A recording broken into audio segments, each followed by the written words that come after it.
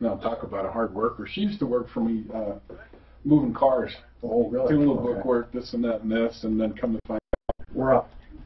that. What's up, Marky? Good morning. How you guys doing? How are you doing, man? Good. How are you? You're hanging in there. Oh, my insurance. You know, she's moving cars and this and that. I'm just Over here, Mark. you get the big boy chair today. You get the big boy chair. Put it down as low as it goes up.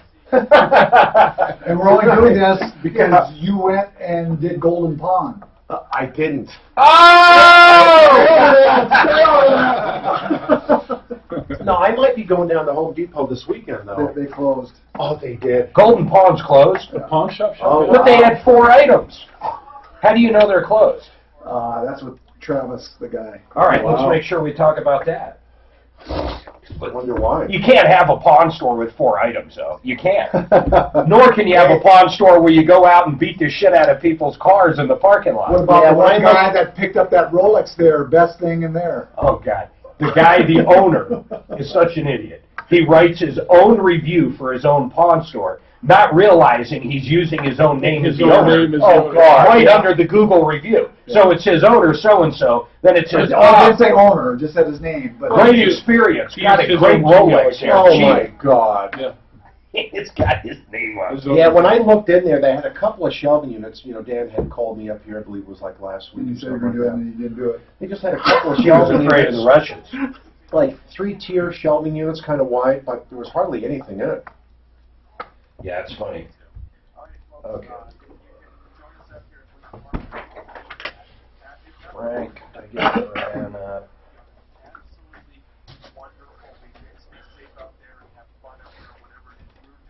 Just talk to a guy that's going to go there for your transmission.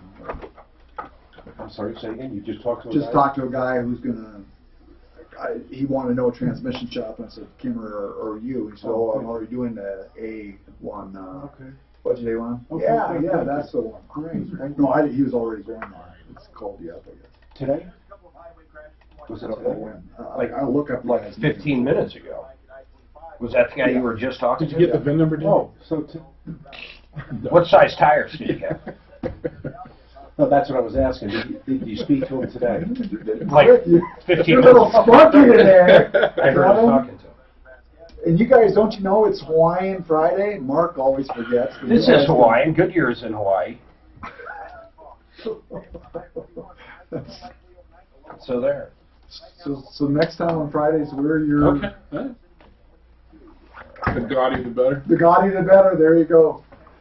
Gotta be the baby. Man, this Smollett, man, I hope they put him in jail. They probably would not. Who's that? The Smollett guy. I like that The guy. He's a great anti-Trump actor. stuff, you know, the whole, you know.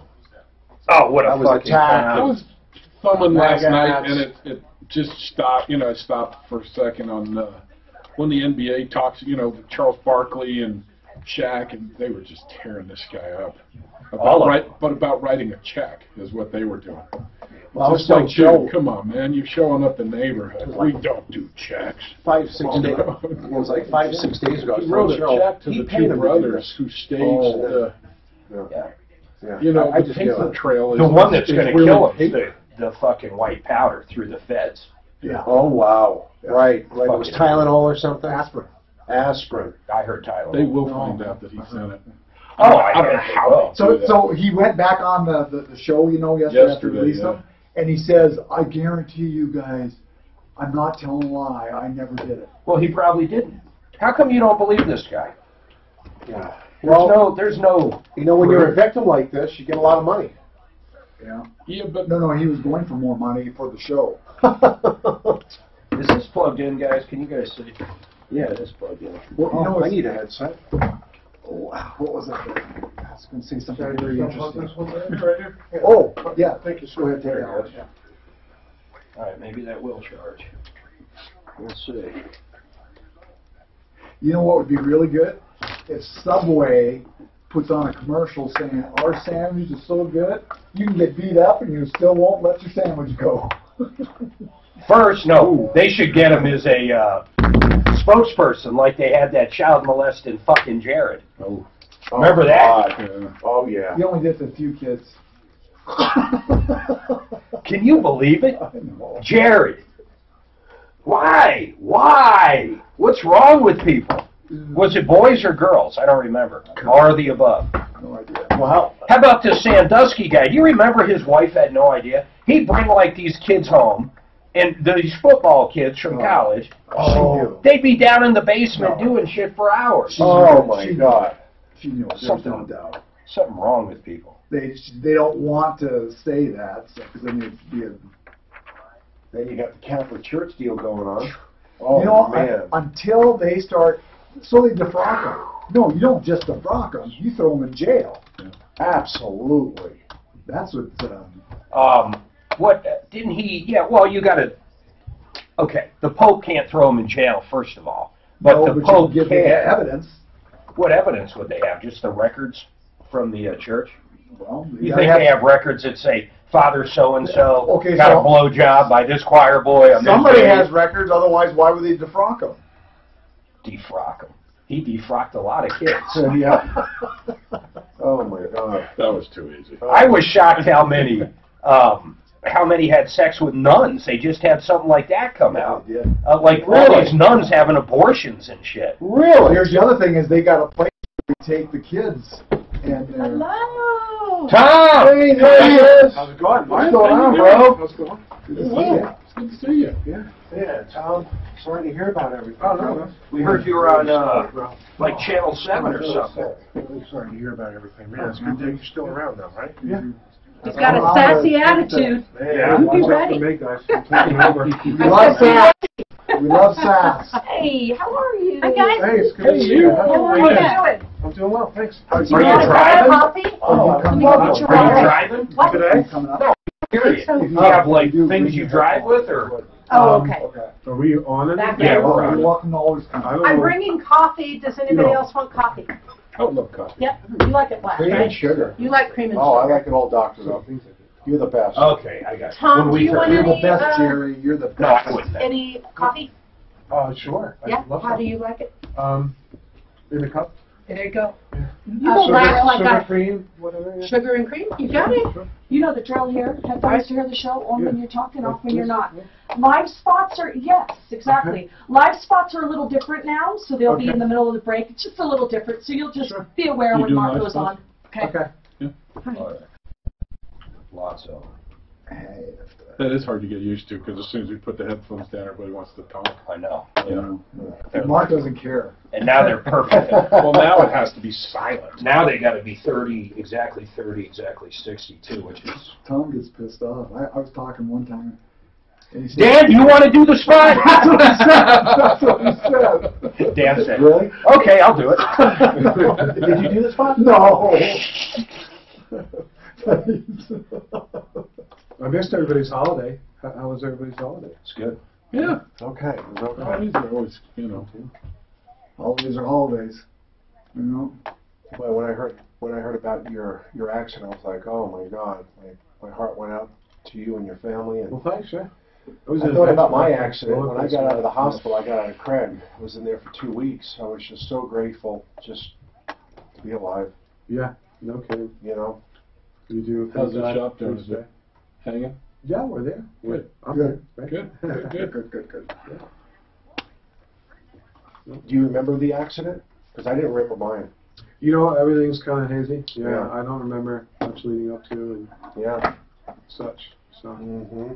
which is, you know, So, Water. was that your water? So I got one right here. probably, right? Yeah, not to know. You got water, Tom? People had told me I too do, I think. that as time goes on, I'll remember, you know, the accident. I'll remember certain, and Bits and pieces, yeah. I don't remember anything. I remember afterwards, you know, that was pretty wild experience. I remember waking up In the in the hospital? truck. In the truck. Waking up in the truck after the accident. It's got to be. Oh, yeah. Are your pain I saw my receptors leg. off? Yeah, everything was shut down. I saw my leg, but it wasn't bothering me. Isn't that so weird? Your brain's It smart really enough to was, go. yeah. Survival mode, you know. Yeah, you're right. That's what it is. And when you saw your leg, was it a compound fracture or? Well, it was just a split open. Would you like to see it? Yeah. I saw Can't it. hold Oh, up to any God. cameras, but I'll show you. It was crazy, man. Yeah. It's I don't know how graphic you want me to describe it, but It was open. Can we? It's cool though. Your body shuts down those pain receptors. Well, right? It was pretty wild. When's the first time you years actually and felt pain? In the hospital? At the next day? The following day, I think, after everything they'd done to me wore off. You know? Is it almost unbelievable, like you're in a dream, and you just really have no idea it's real? Did it take a little bit to set in, or no? It's Not real really. I think just because I've been exposed to seeing this sort of thing, but on the other side of it, seeing injuries, helping people with injuries as a firefighter. So when I saw mine, I just went into both work and survival mode at the same time. It's a trip, man. And I didn't know you were a firefighter. How long were you a firefighter? Oh, you say 3 years now with Big Oak Meadows. Yeah. Big Oak Meadows. Yeah, so this was what I woke up to see, you know. Oh, wow. And stuff just, you know, Oh, my missing God. there. And Oh. my wife had found this 3 days after where was in that? the truck. Jesus. Oh, In boy. the truck, yeah. Oh. So you wake up to that, and Oh, yeah, man. Shock. definitely in shock, because you should be feeling it, but you know it. You know. No, the body's an amazing thing. Probably the weirdest thing of the whole experience was having another 30 days with my foot, having from November 27th, not even 30 days, from November 27th to December 21st. They were deciding. They were trying to save it. We were trying to save it. We were trying to save it, and then it got infected. That was the end of it. My brother-in-law, his hand went right into a press, man. I mean, when I say pancake Oh, my flat, God. yeah, they tried to hang on to it. They're very religious. They kept praying over it and thought it was going to come back. Finally, the doctor said, "Hey, you got gangrene setting in. You're going to end up dying if you don't get rid of this thing." That's what happens, yeah. It's horrible. And then the antibiotics they put you on after they take it away. Probably if you went through that. That's pretty awful stretch of antibiotics.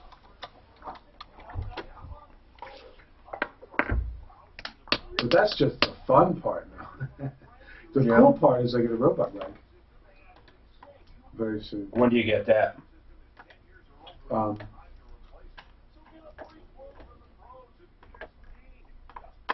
End of March.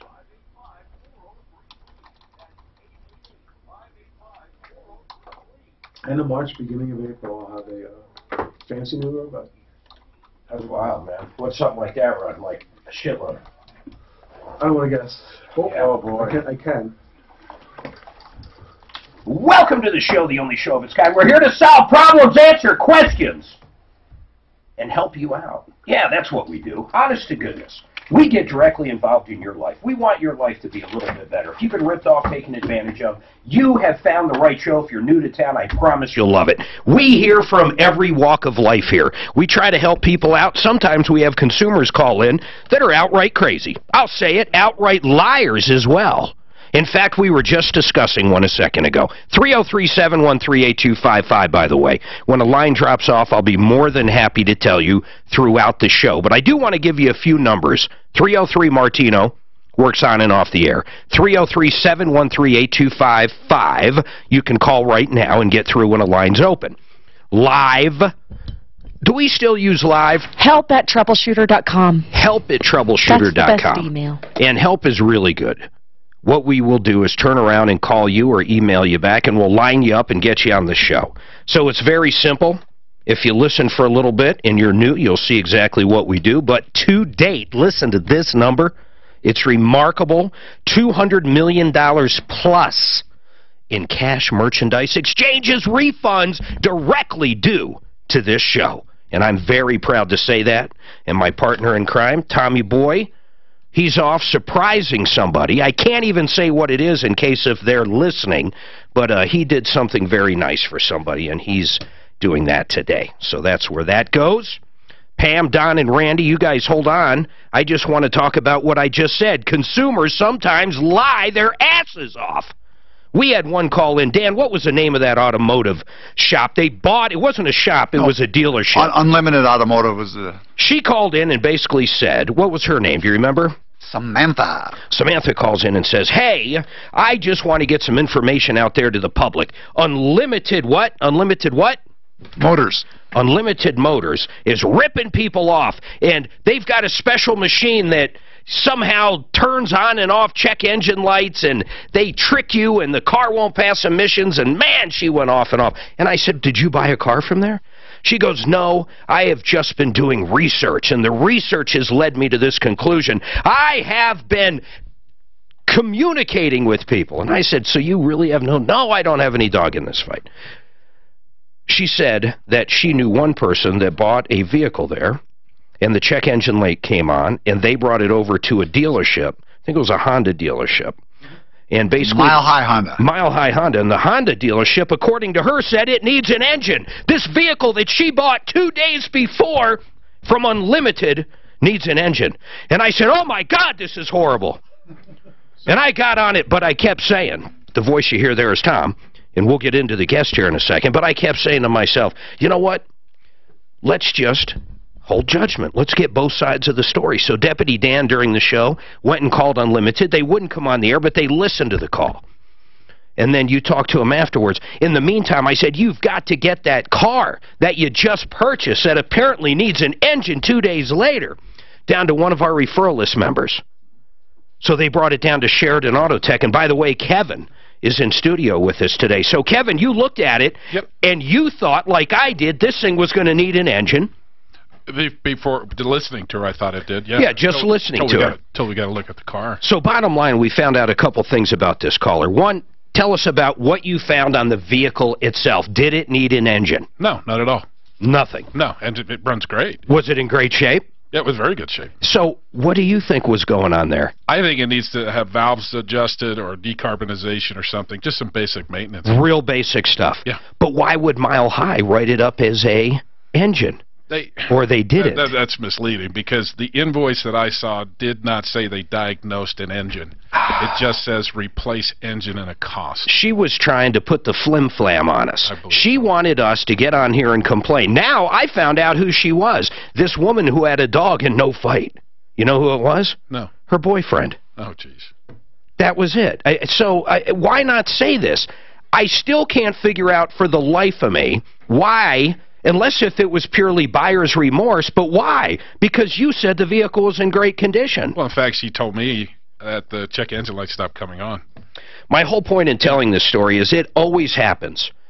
Two sides to every story. That's why we love when businesses come on and talk about it. I would have loved that car company, Unlimited, to come on that day and say, hey, you know, we go through our cars. This thing is in good shape. We looked at it. There was no issue with it. We don't know what her issue was.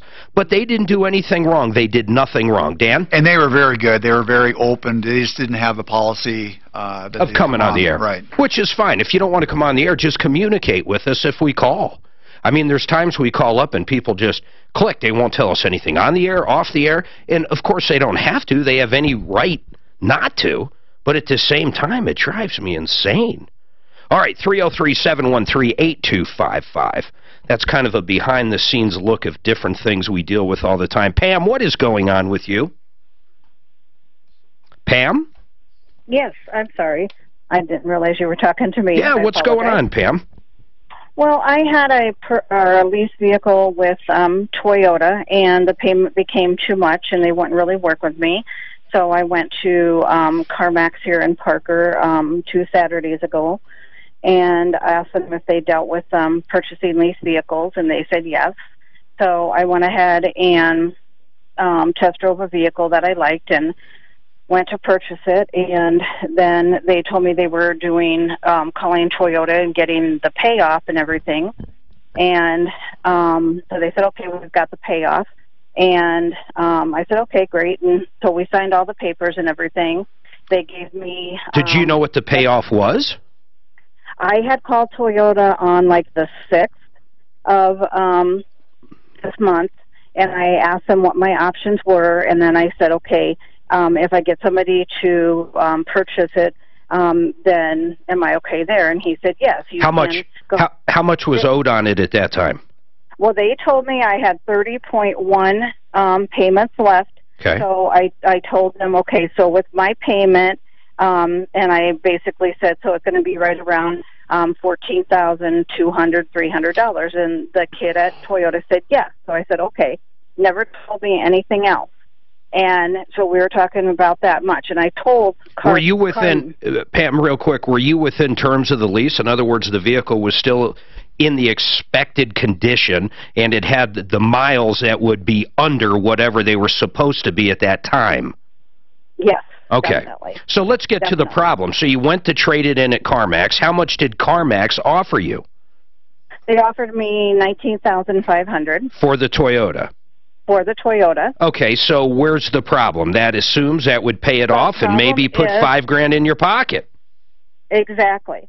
So then that was Saturday. Then Monday I get a call from CarMax, the manager of finance, saying, oh, oops, this usually doesn't happen this much. But by the way, you owe $13,000 some more dollars. Why? On the trade-up. But why? Because he said Toyota is not. There's different prices between a lease payoff and the purchase payoff. Okay. And I said, but I thought you called Toyota. Do you have paperwork from CarMax that they signed and you signed saying how much they were going to give you for that trade? Yes. Did you execute a deal? Can you send us over that paperwork? Yeah, I can. I've got it with me today. I've got it with me to. Did you leave? Did you leave with the new car you purchased? I did. I left with the new car, signed all the papers and everything, said that was the payoff. And they knew it was a lease. They did. They specifically knew it was a lease. My whole point is, Tom, is that they said that they called them, got the payoff. Then when I talked to him on Monday from CarMax, he said, oh, I just took the payoff from your credit report. And I said, what? I said, no, you told me you called them. First of all, one of the things, Pam, is my guess is I want to see that paperwork, but it probably is what it is. I got to look at your paperwork. But the second part is, what do you have to come to the table with now? Are you just not getting as much down? Are you going to roll into some negative equity? What is the outcome here? Will they let you out of the deal? Let's go to there. Well, yes, they're telling me I either have to bring the car back and get my RAV back. Okay. Or I can come bring them a check for $13,000. I want to see. I want to see this paperwork. I really do. I want to see if there's any outs on this thing. I want to see if it's a fully executed contract. I really do. So when can you get that over to us? And I'm going to get one of our experts up. But I'm guessing, and I truly am, I'm guessing you're probably going to end up bringing it back if you don't want to do the deal. How much did the payoff come up to? Well, they're saying the total payoff should be like $27,000 something. 27?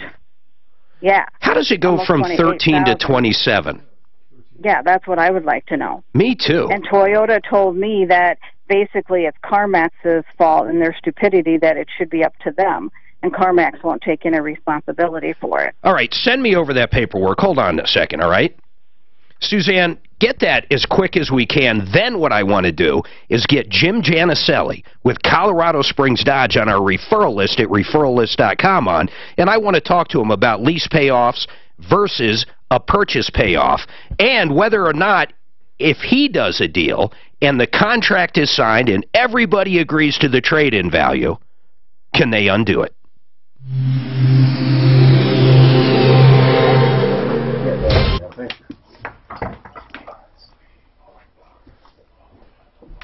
So when are you gonna get your leg? End of March, beginning of April, somewhere in that range. I wonder what car this was. What? 27,000. It's a RAV4. It was a RAV4. Okay. Yeah, that's what she said. RAV4. Is it a 30 or 60? What year? Well, she's 30 months left on a lease, so I imagine it's a 2018, 2019. You know, she early termination. At least it's 3 year. Well, at least so yeah, she's only in it 6 months getting out of a lease. Yeah. She can't be that. She's either really dumb or trying to take advantage of somebody, I would think. Because who thinks you're going to walk away? Well, but she called and got a payoff. Yeah. Okay, guys, hold on.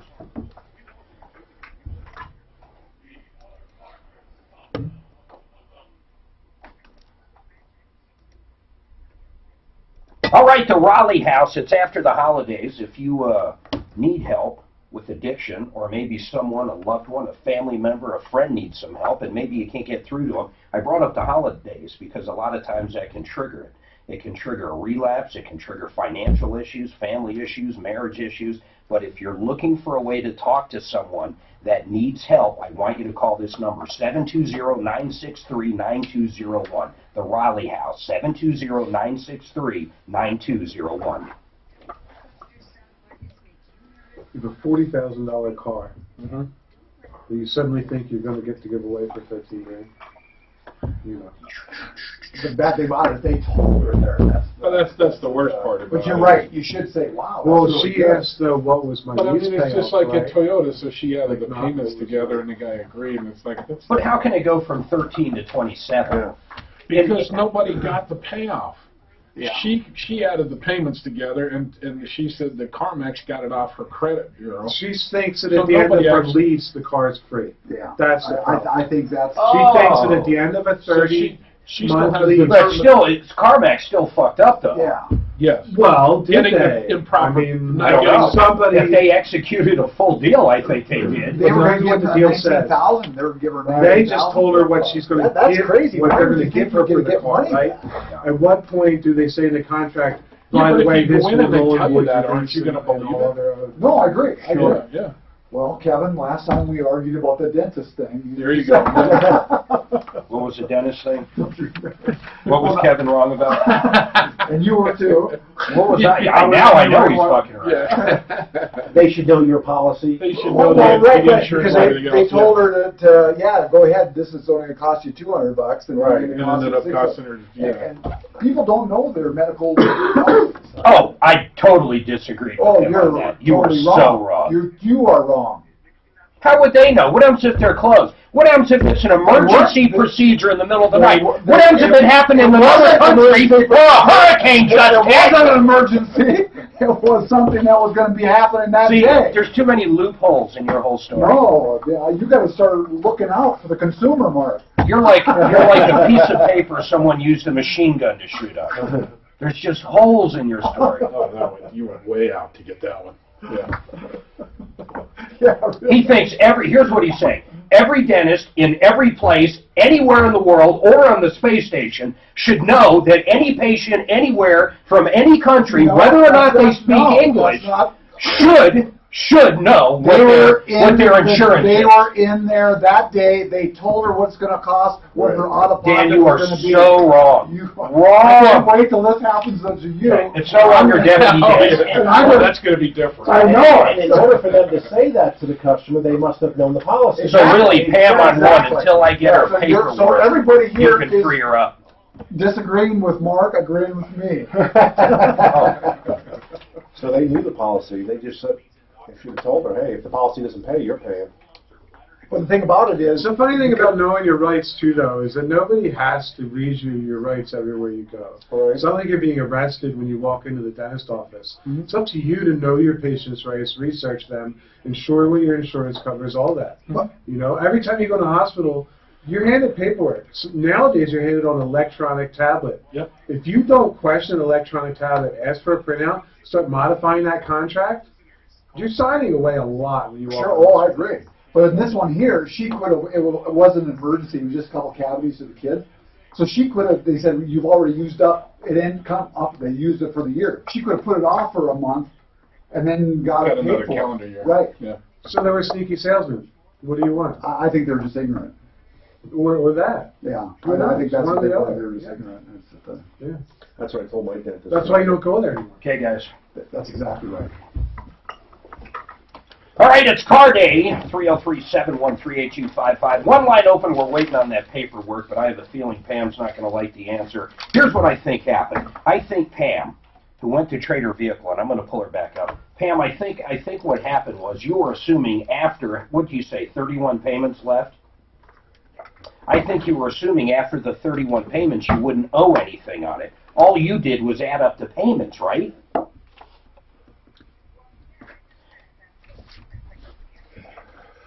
Yeah, but you understand. I mean, really what I'm looking for here is a loophole for you. But you understand, you know, I got to look at the agreement, but what I'm saying is if all you did was add up the lease payments, at the end of those payments, you still turn in the vehicle. When you turn in the vehicle, you will have the option to buy it at that point if you wanted to, but you didn't add that back in to the deal, nor did they. And I don't know why Carfax didn't get that part done, but that's it. Are you sending that paperwork over?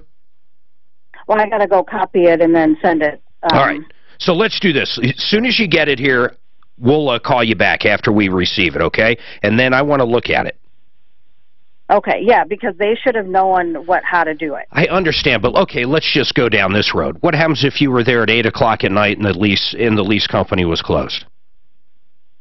Well, then I would have said if you can't get the correct buyout, then you know. We'll wait. You know what? I do agree with you there, but let's look at the agreement. I told him that, and the guy lied to me 3 times about calling them to get the payoff. Well, okay, will he acknowledge that? If I call up and talk to him right now, will he say, yes, I lied to her?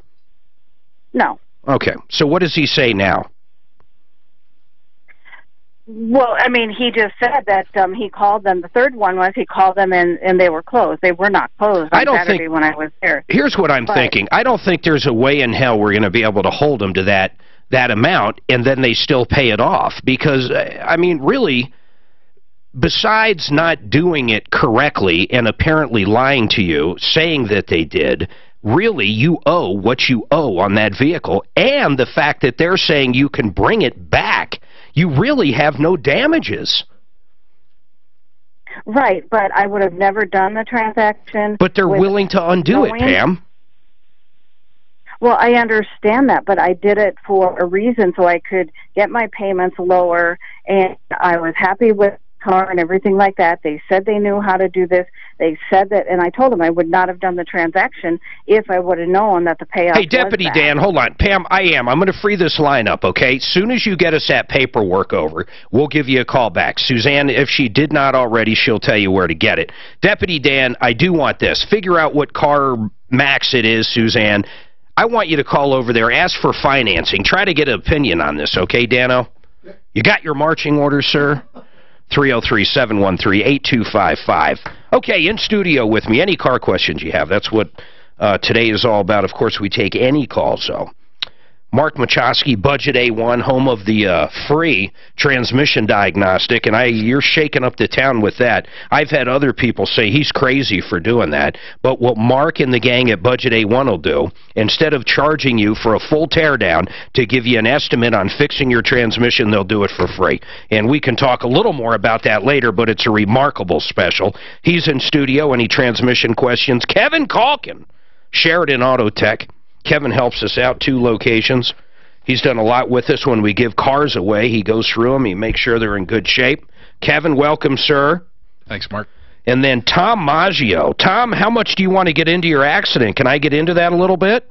You know, you feel free to ask, I guess, whatever you want, and I'll either answer or say maybe later. Yeah, he's got some issues going on, but Tom was in a horrible accident. When was it, November or December? November 27th. November 27th. He's been on our referral list for a long time, hands-on auto tech, and, you know, I'll cut through all this stuff, and basically, you lost your leg, man. Yeah, and I hope your listeners know they can get on Facebook Live, and I'll even wave it at you here. But I am in good spirits. I'm happy to be alive, blessed to have my family still.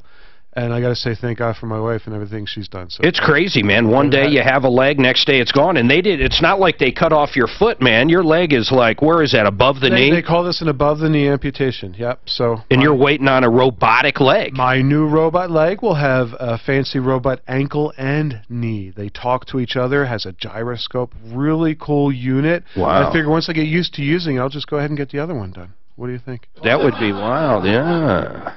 Call you Lee Majors. Remember, 2 robot legs. Who was the Olympian? He ended up going to jail for killing somebody, but he had those 2 blade feet or something. Man, that guy was fast. Yeah, I wonder if you could... South African guy. Can you do that, honestly, though? Was he actually in the Olympics? Yeah, he was. It's not the Special Olympics. They put him in the normal Olympics? Yeah, he was. That would seem unfair to me. It would seem unfair if you had bionic legs. I should be jumping higher, right? Running. Think how much you could bench press or you could push with your legs compared to somebody. I don't know. 303-713-8255. We hear this one a lot, and I mean a lot. Randy, go ahead, sir. Good morning, Mark. Thanks for taking my call. Of course. What's going on? Well, I've got an issue with Carfax, and that they're claiming that there was a structural damage done to my Traverse, which never happened. And about 4 weeks ago, I was at 2 different dealerships in Denver looking to trade the Traverse in, and one dealer offered me $5,700 and gave me an Experian auto check report, and the other dealer offered me $3,500, and it was a Carfax report. So I started doing some research and found that the Carfax report says that the vehicle has structural damage, which it's never been in an accident. It's never been in an accident, not just when you owned it. How are you the first and original owner? Well, I'm the second owner. It was traded in by somebody out of Fort Morgan to Longmont Ford, or bought at auction or something. But on on the actual Carfax, was the accident reported when the first owner owned it? No, it was reported. There was an accident reported in June of last year when I was the owner. I've owned the vehicle since June of 2015. Okay. But what's the date that they're saying that the total was, or the structural damage was? 6/28/18. So they reported it on that day? That's what the Carfax report says. What Suzanne's trying to ask you is they're saying the accident happened on that day. That's not just the day of reporting, right? Well, that I can't verify. It says accident reported, and the date of the report was 6/28/18. Does it say a date of the accident or of the incident? Let's see here. It says 6/28/2018, damage report, damage reported, structural damage reported. Well, who reported it? Well, and I've been conversing back and forth with Carfax via the internet, via email, and this is the latest that they. Can you email me that Carfax? Absolutely. Yeah, I want to take a look at that Carfax. I screwed myself on a Carfax. I had severe damage show up. We were in an accident. I was disputing that it was severe because the vehicle didn't get totaled. We had it corrected. Everything was great. So I went to Carfax. In fact, this might help you out, but if you go to support.carfax.com, if you scroll down to the bottom, it says, how do I fix information on my Carfax vehicle history report? And that's what I did. And that's what he said he did. He has emails from Carfax now. I've already done that. So what did they come back and say? They came back and said that their information was correct, and if I would provide them a repair order from 6/28/2018, that they would investigate that and get back to me. But you're saying there wasn't a repair order? I mean, in full disclosure, and by the way, I'm with Compass Insurance. You guys referred me to them. Okay. And I use Auto Owners. Okay. And I've talked to both of them. And your shoes are blue. Neither one. No, they're great. No, but seriously, so you said full disclosure? Disclose. Well, neither one of them reported that there was some hail damage in June of last year, which was fixed PDF. Okay. In October of last year. So the shop that fixed it didn't report it, and Compass and Auto Owners Insurance. And by the way, my deductible after $500 was taken out. The check was $1,274. Yeah, but wait a second. Hail damage. The insurance company would report it. Well, they claim that they didn't. Well, they would report it. I've never heard of an insurance company. But the report shows who reports it. Well, I don't know. Carfax, it shows if it was insurance or whoever reported it. You know what, Kev? Well, at least you're right. On the one I was talking about, it was reported by the Douglas County. Who filed the report? Somebody had to submit it. Carfax doesn't go out and find it. Can you send that to us right now through email? Be happy to. Okay, hold on a second. Okay, hold on. I got to take a break. Suzanne, let's also get Compass up, because I thought they told me numerous times the insurance companies always report these accidents. I mean, that's where the majority of these come from. All right, 303-713-8255. One line open. I didn't hear him say that part, Tom. Yeah, no worries. Hey, Mark, you said you Sorry if wanted I'm to talk to in there, but no, that's right. the finance company there for CarMax and ask them just how they just do ask them. lease? Say, hey, this deal with Pam, I think it just went down last weekend. What's the deal? You guys said the payoff was this amount, blah, blah, blah. Hey, you're right. She's not hurting this thing. She just gets her car back and takes her payments back. In the end, you can see she just... I don't see any damage. It's just she disappointed, sure. But, you know. Well, here's where I'm going, though. If I went in and traded my car in and bought a new car from anybody, okay, or a used car, whatever, and I sign the deal and I leave, and I changed my mind in 4 days. I guarantee CarMax is going to tell me to shove it up my ass. Yeah, it can't go both ways, is what you're saying. Yeah. Well, I don't know if it can or not. Yeah.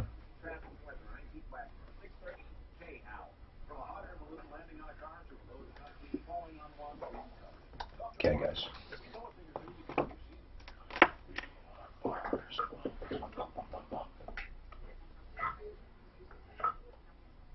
All right, Art of Granite, Mitch Floria, what a great guy. We've used him numerous times. In fact, he did our bathroom upstairs, our kids' bathroom, came in, put the most beautiful granite in, new countertops. Man, what else did he do up there? He did, yeah, he did. He actually did the cabinets. He did everything in the bathroom.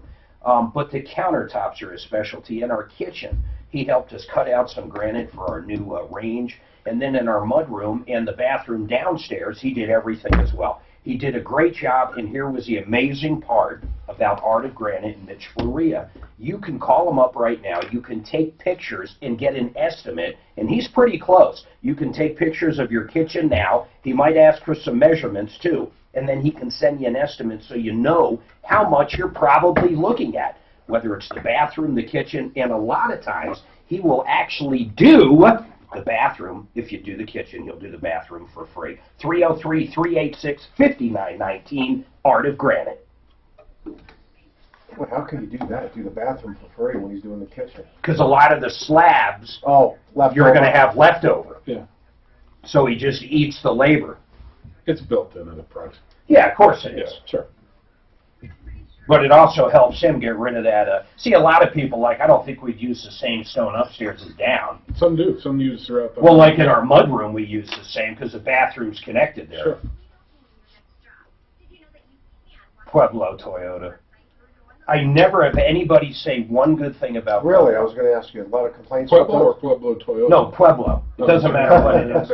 Not one person's ever called up and said, oh, I live in beautiful Pueblo. Right. Little people, oh, I'm up in Evergreen, we love it up here. How can it? I mean, you just never hear it. You never hear anything positive about Pueblo. Unless it's Medal of Honor winners. Maybe That's what Mark I'll for win. 3, and I have a spot for him. There's more Medal of Honor winners in Pueblo, I think, than any other state or... Is that true? Really? Yeah. Yeah. It's Pueblo. It's Suzanne's birthday. I thought it would have been the Springs with all the military bases there. Yeah. Yeah, the But people Pueblo's from not that Pueblo. far, you know. Right, So, yeah. If you guys can guess what I got Suzanne for her birthday, I'll buy you dinner. And my choice of restaurant on my time frame.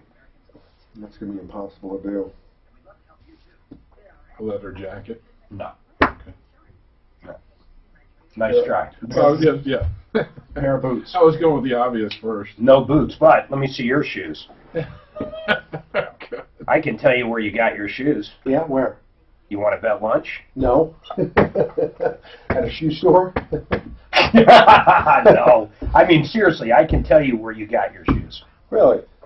Those, I can't tell you every kind, but those I can tell you where you got them. Oh, okay. I'm not a gambler. It's food, Mark. What's Come that? on, you can get free lunch. It's food. So faith on limping Yeah, is of real. You guys are curious. What's it? Faith I on know they limping do. is He real. was saying Oh, they yeah. don't. The caller. Still going on? Oh, yeah.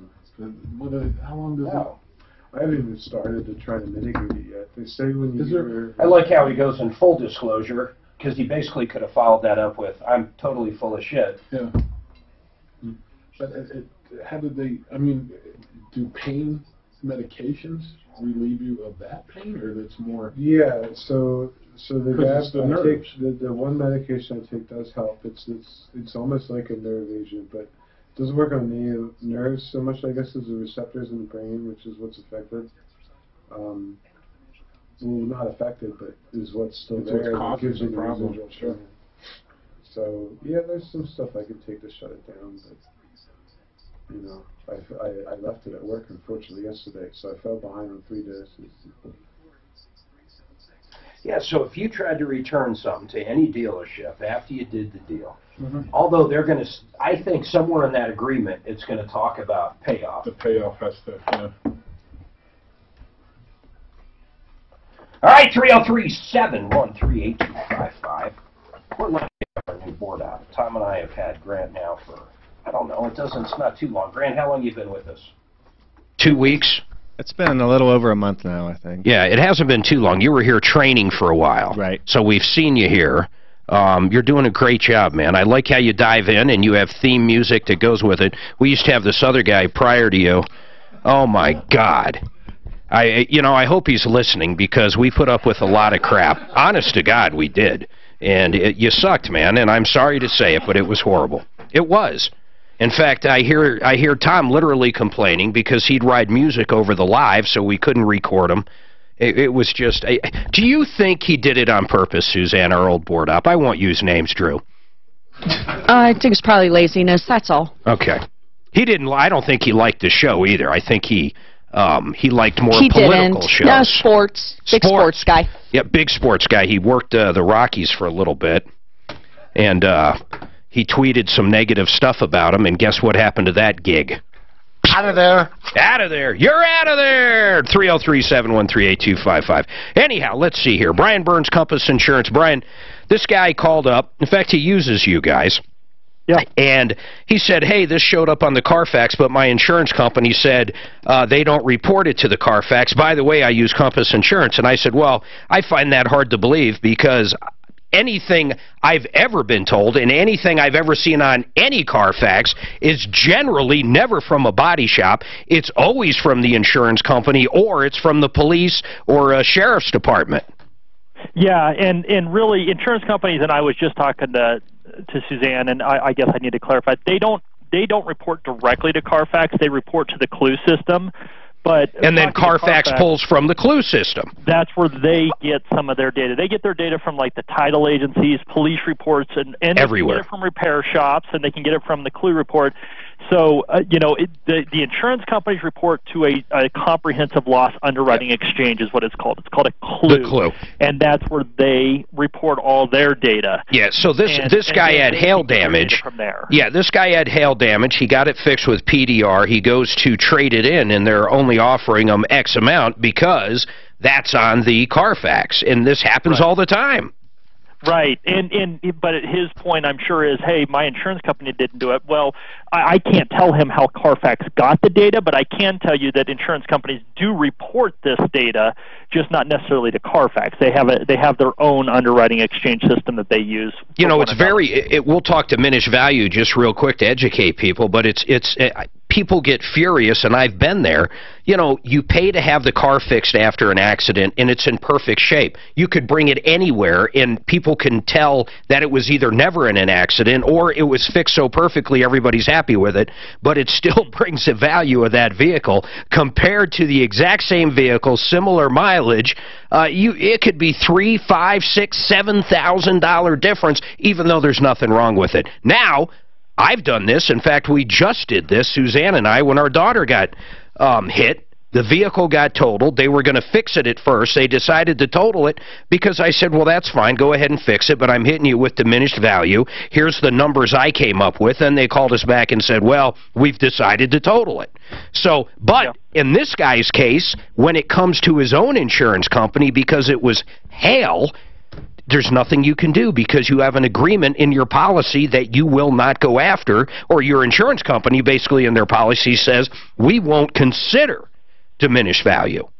That's right. And, diminished value is kind of a tough one anyways because it is subjective because, like you were just talking about, your car was rear-ended. So there's probably more damage than you would find with something like hail damage. That doesn't usually drive the value down quite like a car accident because there's no frame damage. There's no other damage. Brian, I will argue that forever. If you have a 2019 X and a 2019 X, and one of them, the Carfax, is one owner, no accidents, no insurance, just clear, compared to one that has some form of accident on there or some form of insurance claim or something on there, it does diminish that value. It does. My point to you is that it would be more diminished in a car accident than it would be hail damage. Boy, I agree. Point. Our Santa Fe... Yeah, so it just kind of depends on what happens. Our Santa Fe was horrible. Our Santa Fe probably had... I don't know, $10,000 in damage. When we went to trade it in, it said severe damage from Douglas County, and because it was basically our fault on the vehicle, we had to deal with our own insurance company, and the bottom line was we ended up keeping the vehicle, or else we would have taken a huge hit on it. No, you're exactly right. No, you're exactly right. So diminished value is a real thing. Hey, we heard one totally separate, and then I got to let you go, but I appreciate you coming on. Dan, what was the one we heard today? It was ridiculous how much Compass saved them. Oh, yeah, $2,800. You say, when did they call?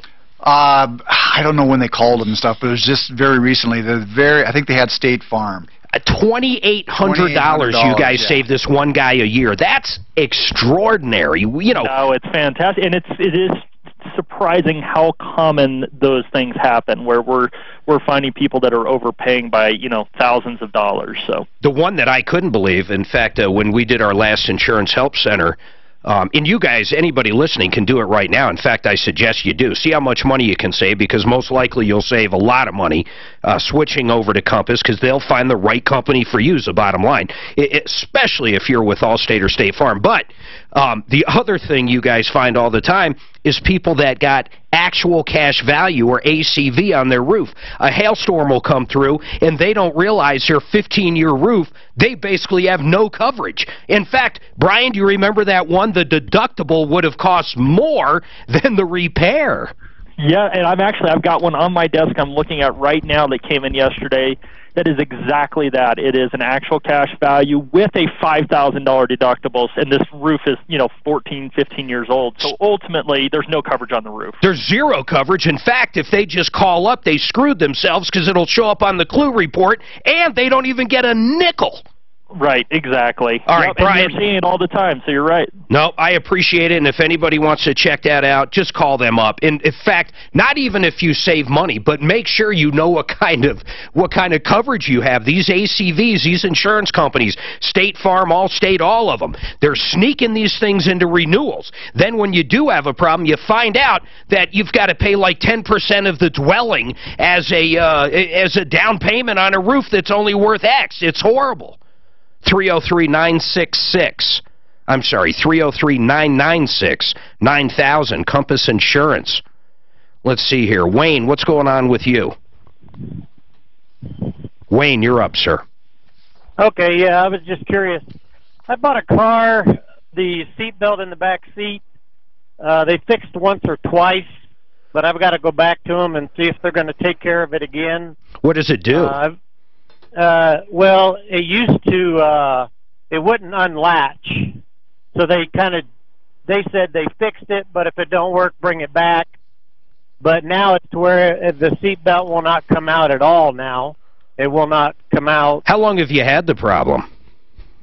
Well, we bought the vehicle 3 months ago.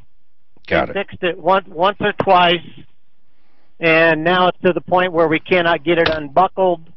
But I didn't know, is that actually something that's against the law for them to sell with a seatbelt not functioning properly? Well, when we say against the law, there's no law written anywhere that says, hey, if you sell someone a car that has a seatbelt that doesn't work. But I'm going to leave it at that, but I might have some good news for you, so hold tight. There is one possibility, because a seatbelt is what? Do you know what it is, Wayne? It's a safety issue. So hold on a second. We might have something here, but I don't know what your agenda is. Are you trying to get it returned? What is he trying to do? We'll dig into that after this. Geez, totally. Well, he said they should bring it back, so, I think he just needs a new seatbelt. No, I think he wants. Have you guys ever replaced an exhaust manifold? I did this for an experiment. Because sometimes how they leak, you find that even a brand new one after you get them on from time to time. I've taken brand new exhaust manifolds out of the box, and I showed my guys. I said, it worked. Yeah, shits and giggles. Let's put it on the belt stand. Let's see what we got. Oh my God! Put it on for like 20 seconds and pull it right off. Look at that. Well, aren't some of them supposed to be like that because of the torque process? Yeah, I know some of the GMs, or is it GMs or Fords, we gotta have that separator. Right. The tool to spread them apart and stuff. Right. Yeah. You usually don't want to mess with the. Is it possible that you guys talk to me in separate ears? Yeah, usually if you look at the torque procedure, you suck down. Okay, guys, hold on.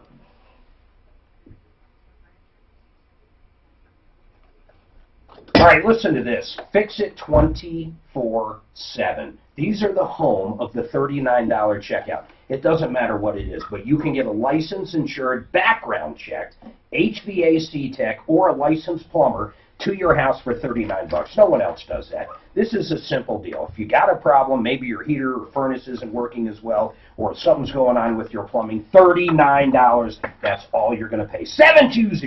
720-526-3939 or fixmyhome.com. There's definitely some car, like Nissan had a problem for a while with metal. What did CarMax really? CarMax say? I was on hold the whole time. Dodge or Jeep. Did they know who you were? I told them I was, and they put me something, and I called back another number and just went to hold the whole All right, time. let's talk about that. Maybe what I do... Here's the paperwork. Here. Oh, let me see it. You still got Charlie working for you? Short-lived. How did he send it? Do you know? He's got got a Yeah. And he was storing vodka bottles in his drawer. Does he really? I didn't know that. He's taken me, I have to do a phone call with unemployment because he's trying to get unemployment. And he told my wife. He threatened to kill my wife, essentially. Oh, my God. That's true. Yeah. You know, like, that's got to be a term that... Somebody could reason to fire somebody, right? Hey, Yeah. can you email this over to Janet Zoe for me? Yeah, but he hasn't answered me, so Yeah. I can email it over. A month later, he's on probation. And, you know. I don't even understand the problem. For CarMax? This number is way wrong. He was drinking The or something? payoff that they were going to do, they wrote in the What's deal that for her side? $14,000. They pulled it from her credit, not from Toyota, who she owed the money to. And it's actually like $30,000. So they totally screwed it up. But they're willing to exchange their cars, right? Give her a car back, or But I did have a test. that's how I was going to. Anyway, I was waiting to hear back from And they Jim. didn't have, specific policy that says you cannot consume any alcohol Yeah. whatsoever. They went through Really? this whole thing. And So, then they yeah, just give it I a have... But what you're saying, Mark, is if they're willing to undo the deal, that's all they can do, right? Yeah.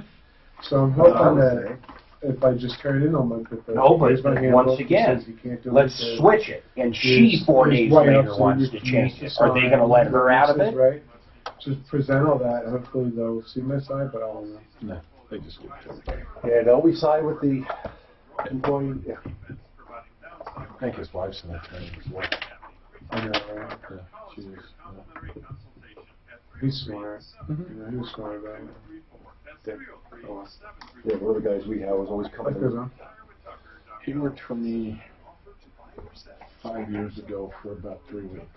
Really, that's all he Wow. wanted. And then he quit. Because I was just getting my shop started and he thought he can't handle it, it's too slow. Yeah. It's like we were just open 3 weeks ago. And then he worked for a dealership next to my Lakewood shop Yeah. for about a year. Drove their customers. Yep, so she's screwed. She's totally screwed. Squared off with the owner. They talk about that. They talk about exactly what happened It's to her. funny because, you know, he just sat there and like... So, kinda- these agreements are always going to be written. And then this happened, and they just like For set the, out on and this happened. business. I don't think he was doing anything. But they're willing to undo the deal, isn't it? My wife or should I ask her that? Or we can- No, she said they're willing to undo. So, let's get her back up. We can get that lady back up, if you would, babe. Yes, what can you do?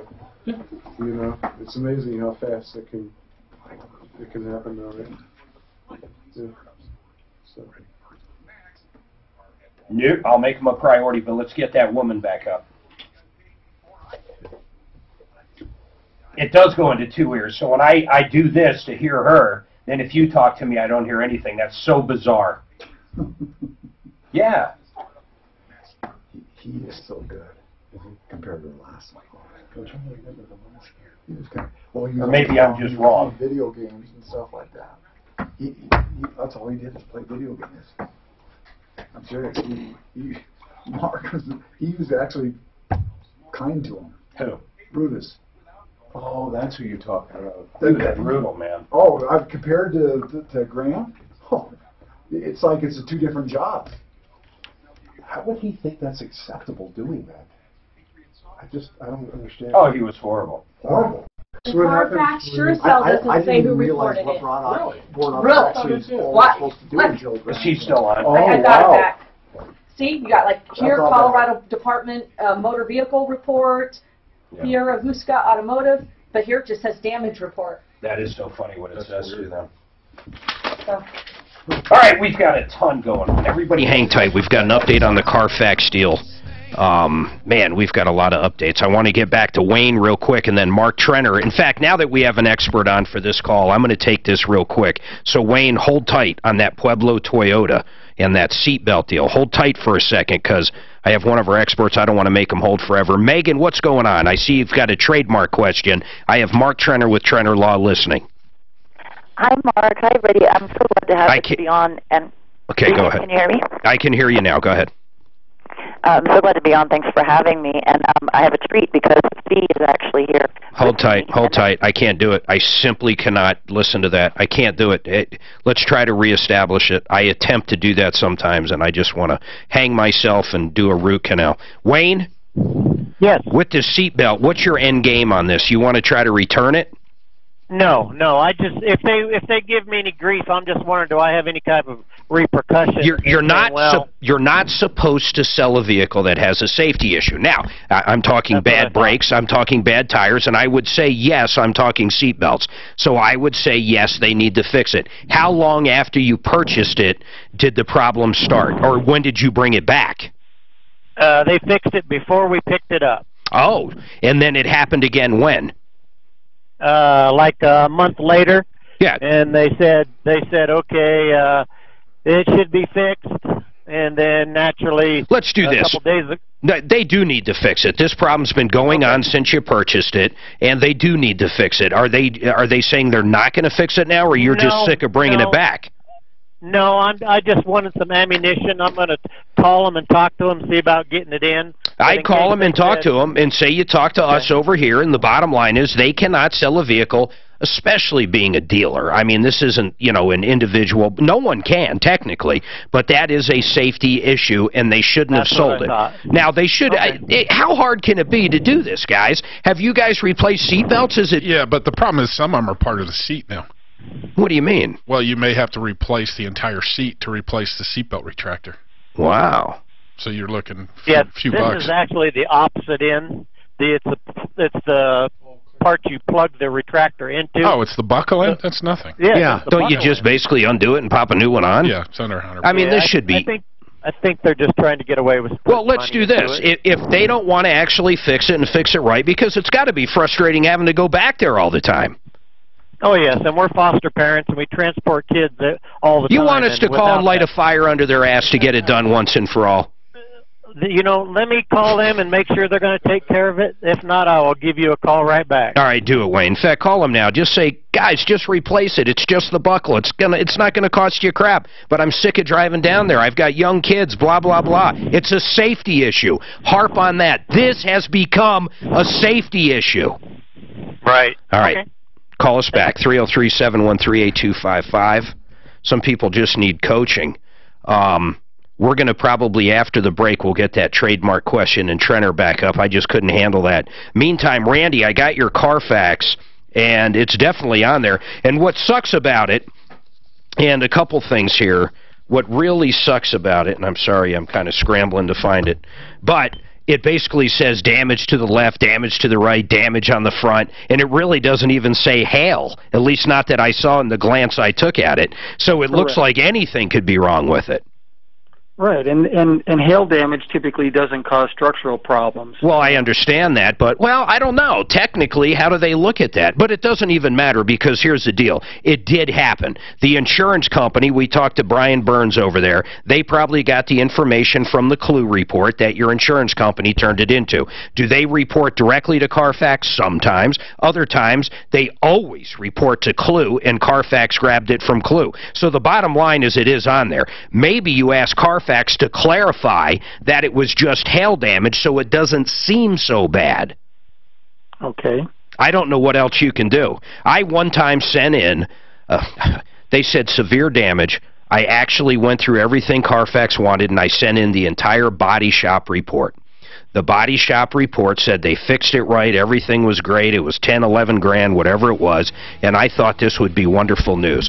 The bottom line is my Carfax was worse after I sent it in because they found other stuff on there to report, so it's a nightmare. If you try to correct something on Carfax, there's a good chance you'll make it worse by sending in the body shop report. All right, we've got a ton going on. 303-713-8255. Pam, we've got an update from CarMax. 303-713-8255. Is the condition of your mouth... Working at another station now? Yeah, he went to some weather. I wonder if he's still with that Carfax. It's a little different job. Oh, okay. He was bored about this and didn't like it. Yeah, He was terrible. go somewhere Seriously. else. I really didn't realize what a board op bolt does. You know, because it was always with him. Mhm. And then this guy's just spectacular.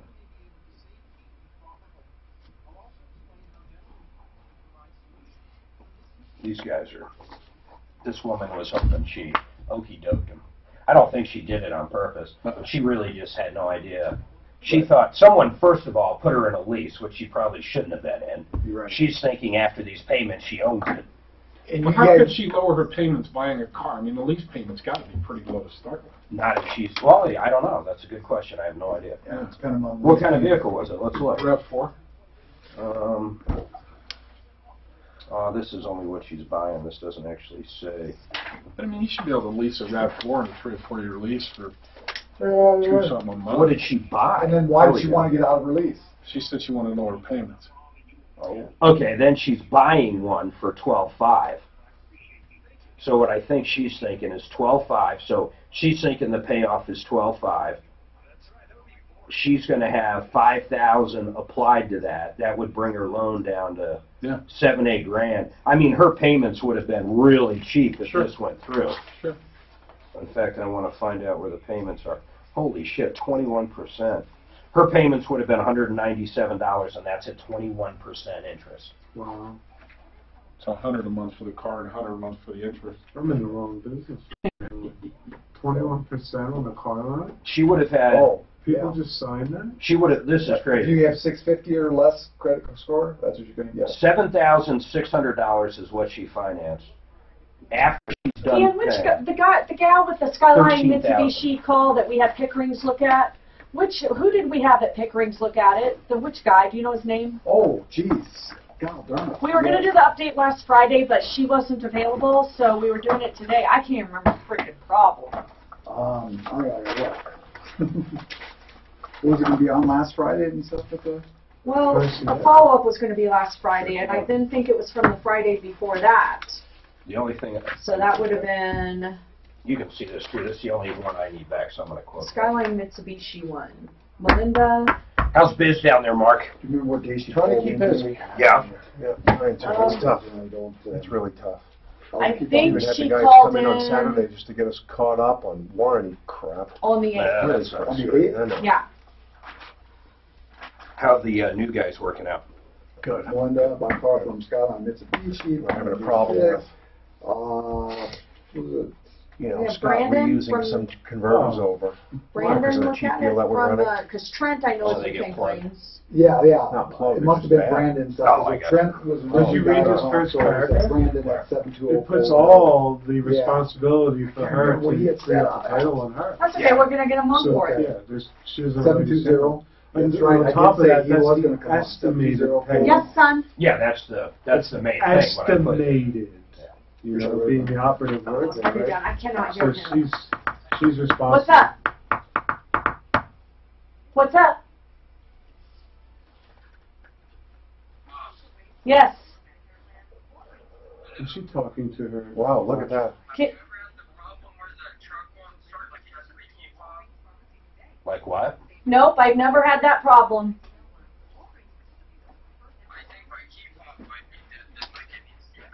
Yeah. Yeah, but you should still be able to start the car. Can you open and close the locks? Can you open and close the locks?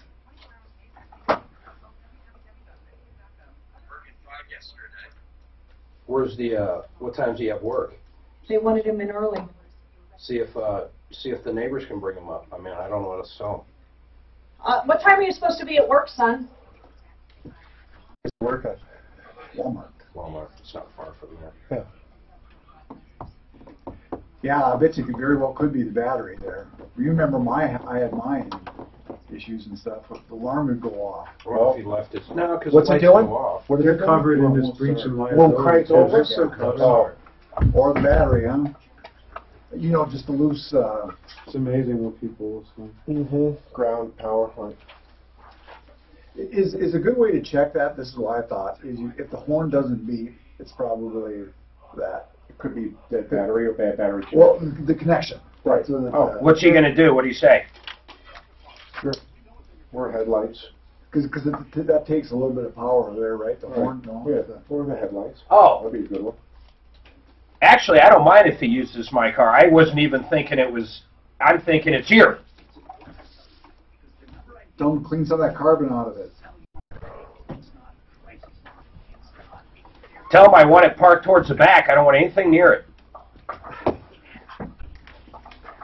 Walmart parking lots, man. Oh, God, yeah. Shopping carts, riffraff, RVs, riffraff. Oh, yeah. Employees.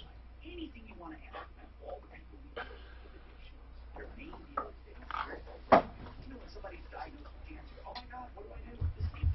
what's Tom doing? Surprising someone? Yeah, I'm not going to say because we're online. On air. Ruin a surprise. Has nothing to do with this show. Okay.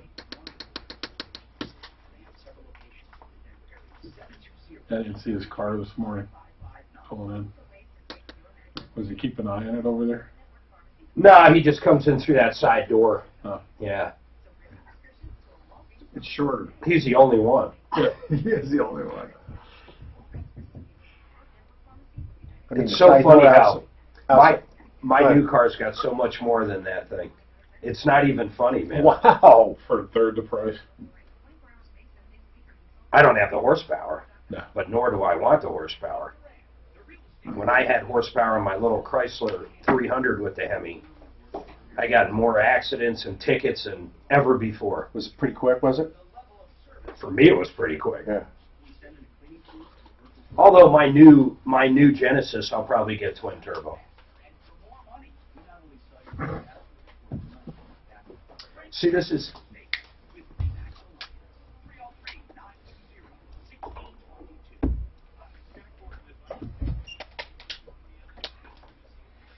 Oh, I forgot to ask you. You might. This commercial's tagging KOA. It's not KOA. You might just want to send that to traffic. It said, "Hey, KOA listeners, blah blah blah." Well, that's next door. Tom, how was it for you adjusting driving? I forgot to ask you that. My favorite's when they were playing the news the day after President's Day saying, "Hey, markets are closed today." Mm-hmm. I'll tell you this, being in a car, you realize how important is watching everything around you. Tom Martino, the Troubleshooter.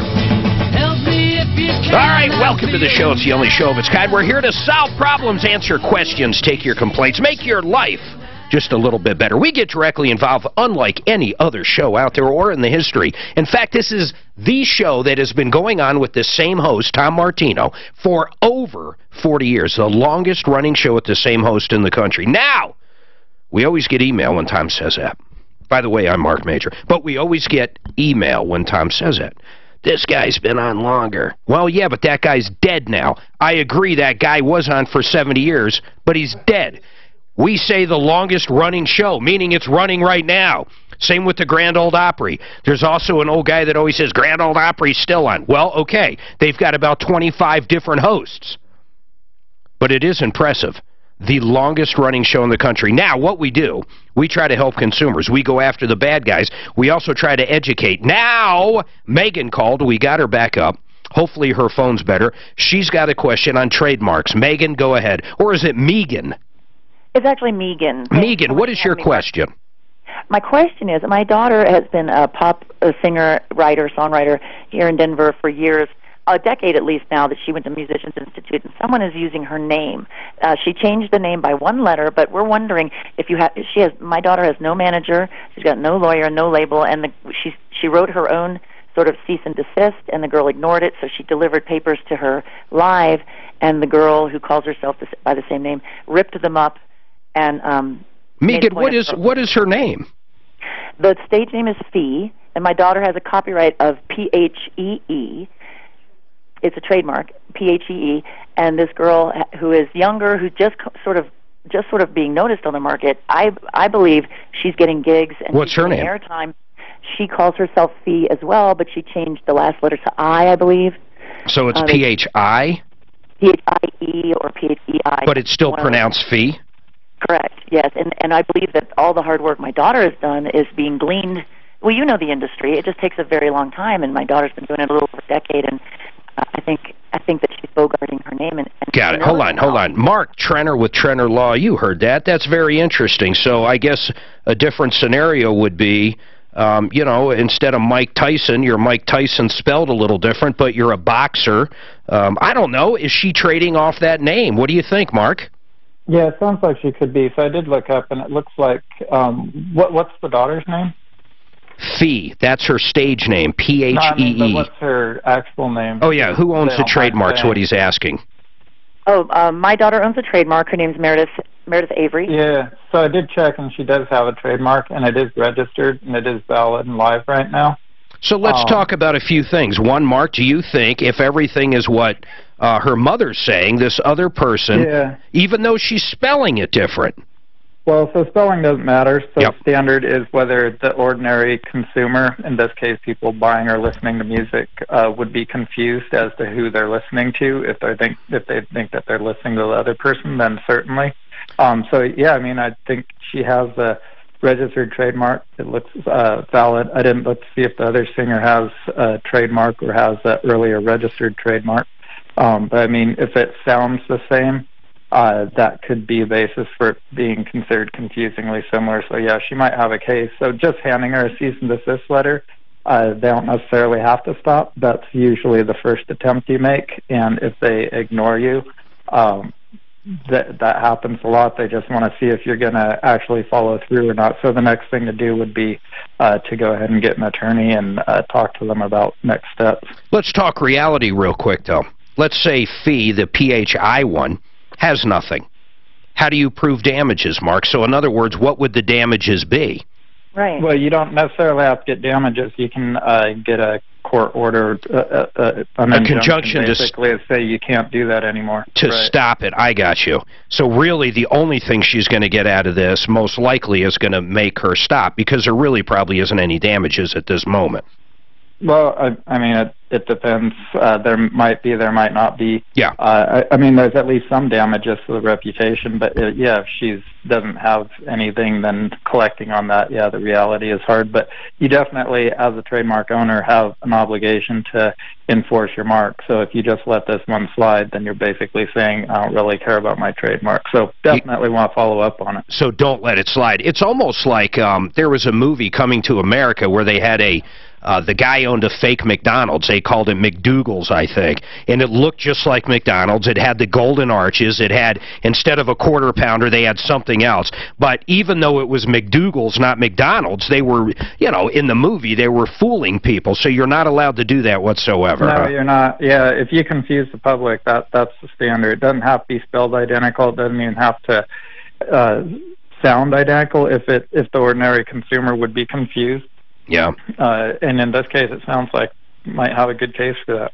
Well, there's your answer, and I do want to say this again, though. If she doesn't protect it now, that could create an issue for your daughter going forward, correct, Mark? Yeah, then if you acquiesce in enforcing your rights, you could actually lose rights to that mark. Well, yeah, that's what we thought. I appreciate it so much, you know, because she's been doing this without a manager, without a lawyer, without any label. Mark, is that something you can write a letter on? Do you do that? I know you don't really litigate, but you'll do that all day long. Yeah, I don't litigate. We could write a letter. It just depends whether, I mean, if she I think a letter coming from an attorney might do something. It's possible. They might. Let's do this. Why don't you give Mark a call, Megan, and he's at 720-221-3708. Very, very smart man. In fact, a lot of people don't know this. when it comes to patents and trademarks, he's the actual attorney as well. He's not one of these lead generators that you see at night saying, hey, you know, you have an invention, submit it to the invention, blah, blah, blah. But when I say that, I want to follow up with this. Do you realize he's an engineer and an attorney, and he has to be? Yeah, it's pretty cool. He's, you know, I'm not saying he's smarter than me, but he's a pretty smart guy. I will say it. I already know he's smarter than me, so we're good. I thought you were going to say he's smarter than me. All right, so listen, call him up, 720-221-3708, and he's reasonable, too. His fees are reasonable. 720-221-3708. Mark, I appreciate you coming on, bro. Thanks, Mark. And you know what? Go ahead. My daughter is actually here, and she wanted to say thank you so much for all the information. She really appreciates it. Oh, very cool. Thank you, and good luck to her in the industry. Awesome. Thank you so much. Bye. 303-713-8255. All right, so Pam goes to trade in a vehicle. She called last hour. She goes down to CarMax. And CarMax makes a deal with her. I'm staring at the deal right here. She's buying a new vehicle for roughly $12,500. She's going to trade in and pay off her Toyota for roughly $19,500, according to this, is the approximate payoff. And the deal gets done, everybody signs, she leaves, she has a new car, and CarMax, of course, is going to pay off the car she traded in and eventually sell it. And then all of a sudden, Pam gets a call saying, hey, your payoff is not what you said it was, or your payoff is more, whoops, we made a mistake. So, Pam, just like I thought for sure, right in the very front page of your deal, I just want to read you one thing. There's lots of things, by the way, in this contract. They have 1 million outs. They have 1 million outs. That's just the reality of it. But this is what's really the biggest one. The estimated payoff may be greater or less than the amount that is actually due to the lien holder to transfer title. You agree to pay CarMax the difference between the total estimated above. So that's it. You owe that money to them, or just go in there and they'll undo the deal. You have no other ramification. I mean, it is spelled out so clearly that no matter what they put in this Toyota Financial Services lien holder amount, estimated payoff, and it literally says estimated payoff, it doesn't matter what they told you. It doesn't, because what you signed and what both parties agreed to was that you were going to pay off that amount no matter what was in that box. You understand? Yeah, I understand that, but even though they told me that they called them... Doesn't matter. Okay, listen to what I'm saying. It doesn't matter. No, I understand. Yeah, it sucks. This kind of thing happens a lot. A lot of people go to buy a car. One of the biggest calls we get is, the salesman said it was in great shape. Okay, is it in writing that it's in great shape? Generally not. The salesman said they went through everything and everything's perfect. Then we find out it needs an engine or a transmission, and what you signed or what that person signed said you bought it as is. They're not going to fix anything. So really it's what you signed. But just get it back. They're willing to undo the deal. You almost got a great deal. Well, now you don't. How much are your payments on that Toyota, by the way? Like $450. Okay, now I see why you were changing it, because this would have given you payments at about $200. Right. Yeah, so, I mean, that's it. I mean, you either come up with a deficiency, which, if I'm doing my math right, is about 10 grand or whatever, and pay it, or you are stuck with that Toyota. I mean, there's not much more you're going to do on it. Yeah, I mean, that's yeah, it nice sucks. That they can screw people. But. Well, okay, no, wait, they didn't screw anybody. Now, granted, they might have made a mistake. Why do you think, in your mind, they should pay more off than than the value of it? Why? Just because the sales guy said that? Because I went in there and I didn't lie to them. I didn't deceive them. I told them, okay, this is. I want to know what the payoff is. He told me that he called them. He got this is the exact payoff. They should have known what a lease, between a lease purchase and a lease payoff. Pam, well, apparently whoever you're dealing with didn't. I agree with that. The ball got dropped. But I go back to the same question. Why in your mind do you think the owner of CarMax or the board of directors or whoever, even the store manager, why do you think they should take it in the shorts because their salesperson made a mistake on your payoff? That's the part I'm trying to understand. How about if he looked on your credit and there was no payoff and he put 0? Do you not owe them anything? Well, technically, yeah. I mean, if that's the way he's going to do his business and not do it right, not do his, because even Toyota said that he's pretty stupid on, obviously he didn't know how to do his job, and he said, I think you're okay, Pam. He said it should be up to CarMax. Yeah, well, I'm just telling you, I'd get it back there, because if not, you're going to end up in trouble. So I'd get the deal undone and move on and figure out what you're going to do. I mean, don't do business with them. I'm not going to say, though, Pam, I'm truly not, that they put the screws to you or screwed you, because I simply don't think so. I think the guy made a mistake. I don't even think they care what that payoff says till you hit finance. That's what I think. I think the salesperson could care less. I don't know where he got this number. I think he got the number from you adding up the lease payments. But regardless of where he got it, it doesn't even matter. The payoff is the payoff is the payoff. How about if it was a house? And Kevin told me the payoff on his mortgage is only $10,000, and we do the deal, and I find out, oh my God, he still owes $300,000 on it. What's that mean? Honestly, it's the same thing. All right, 303-713-8255. I hate bumming people out. But at the same time, it's what it is. It is what it is. Yeah. The numbers in the agreement are the numbers in their agreement. Numbers never lie.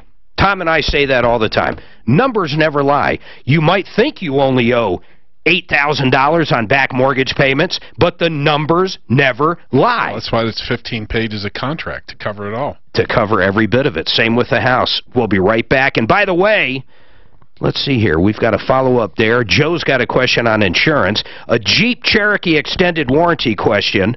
I wonder what that's going to be. And much, much more. We'll be getting Pickering's on there for that. What'd you say, Dana? Pickering's is going to come on. I've already talked to him, gave him the heads up to let Melinda. Boy, I don't know. You can drop her on one. She thought she had a gotcha! Yeah. No, but it's like you never done the victim thing. You know, you just go back. No, and then Toyota told her, says, yeah, I think Can she just turn the car in and get out of leave stuff? They're not going to do it. It's just like the dentist thing, where every dentist should know. It doesn't matter what insurance they actually have, the dentist should eat it. That's totally different. The dentist should just eat it. Totally different. I do got to say that she shouldn't go to that dentist. Oh, the dentist isn't your bookkeeper. Stop. I know. He just doesn't get it. He's got a good dentist at, hold on guys, 30? How long? Kevin, they are your bookkeeper. No, they're not. They're the ones that send in the stuff to the... All right, Revitalized Health, or as we call them, the HormoneBros.com. You can check them out right there, but they do testosterone shots, thyroid. They do BioT. Suzanne's on it, Dan's on it, Tom's on it. You'd think I'd be on it by now, but I'm not. But I have to tell you this, the difference I have seen in Suzanne is amazing. Her energy level's up more, and it was never really down. She's just got more energy. She's at yoga all the time. Tom, my God, is in his 60s, and he looks like, worst scenario, he looks like the young 50s. People would argue in his 40s. This is BioT. It's a pellet they put in. They do test on you. In fact, they can do a quick test if you go down there and set up an appointment for very, very little money, and I mean almost next to free. And they can tell you where your testosterone level is and where it should be. These guys create miracles. 720-361-2302. But what I would do is get on your computer right now and go to thehormonebros.com. The Hormone Bros. What do they charge for that, Mark? About 500. I don't know. 500 for what? But it lasts. No, I mean, women are cheaper than testosterone. How long does it last? It's either free or like $10. Okay.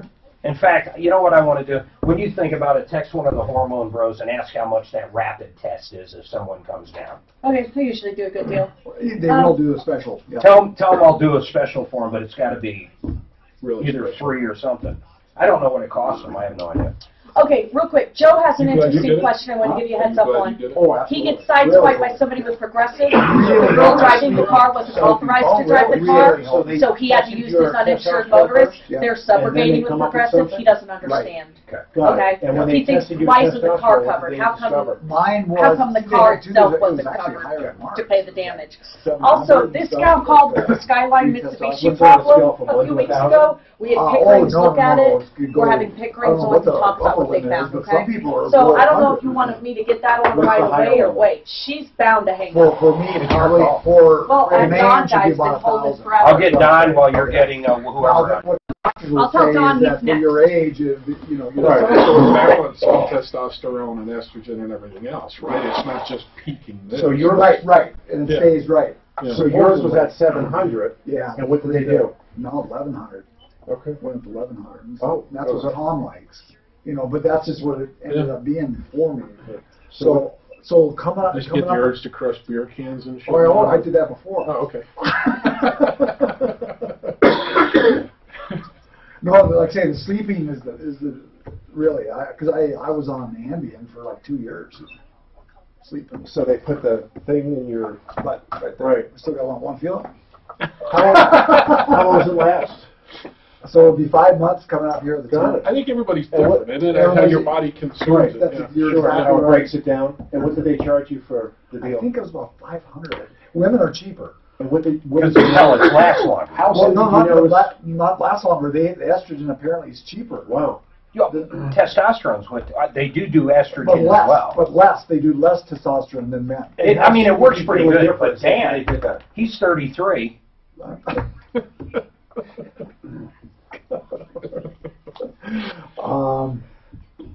So I had a bad thing that went on at the same time. I had a crystal in my ear go on, and I was starting to get vertigo.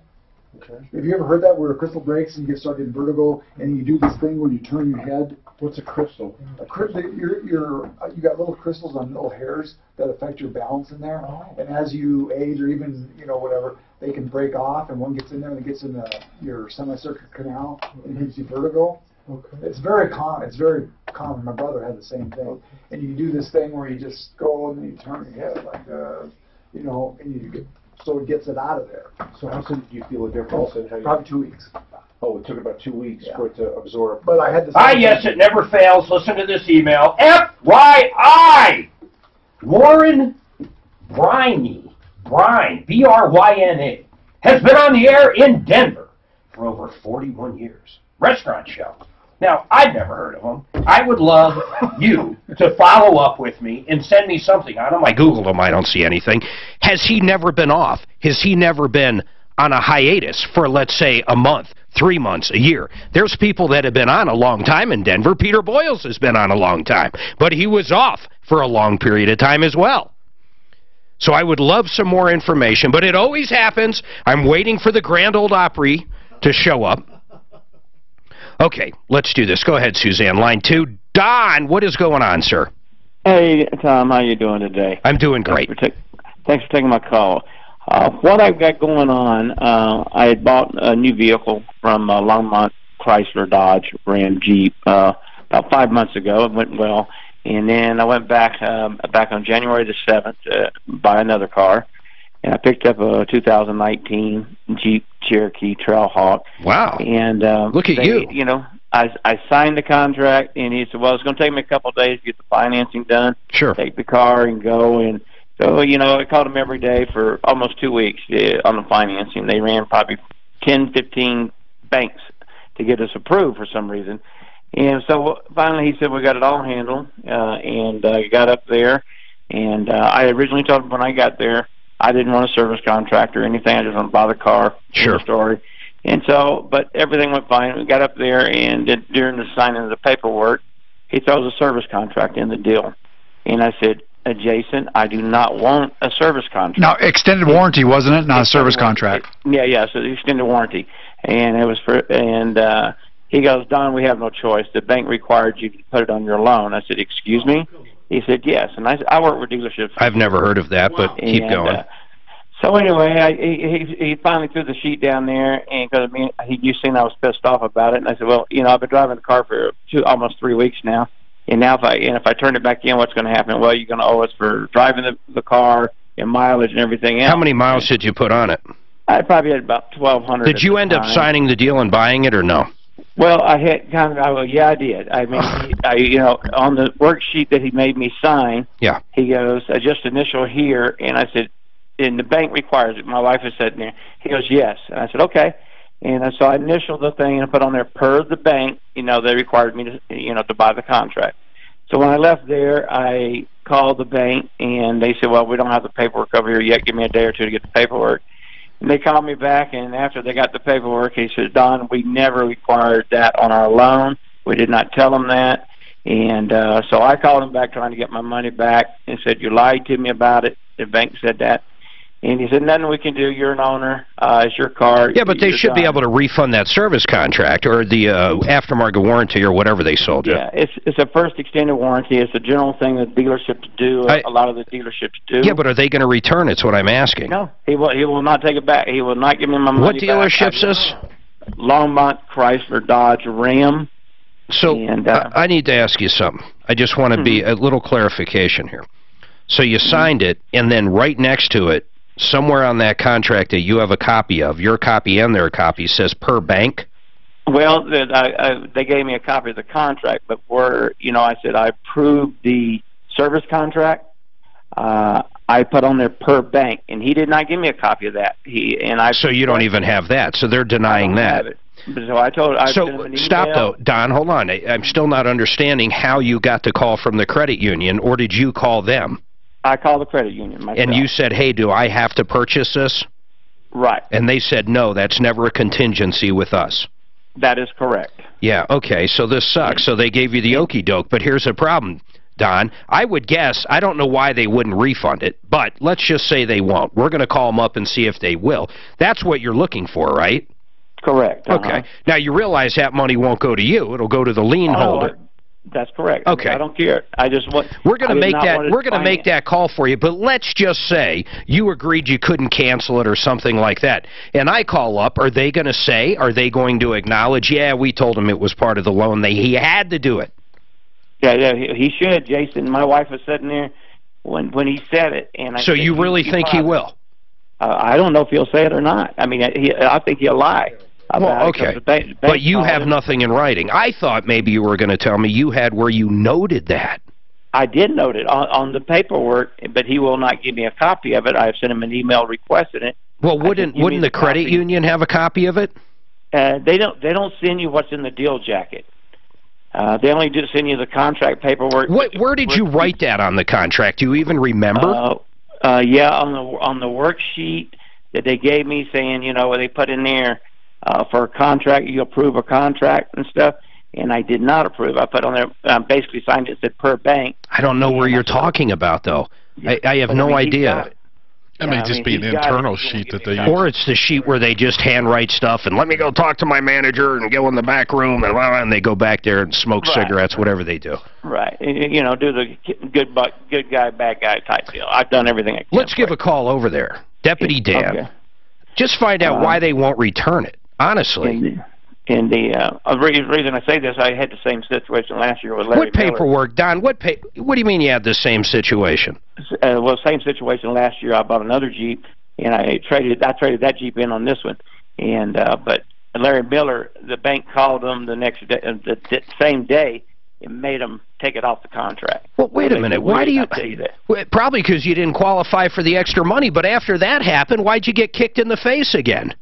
Well, no, I mean, you have. I've always thought you have the right to decline something, and then you get. I mean, you know, in most policies it says, you know, you have the right to cancel in 15 to 30 days after you read the contract or something. If it's something you don't agree with or you don't think it's going to be beneficial to you, and it's not going to be beneficial to me.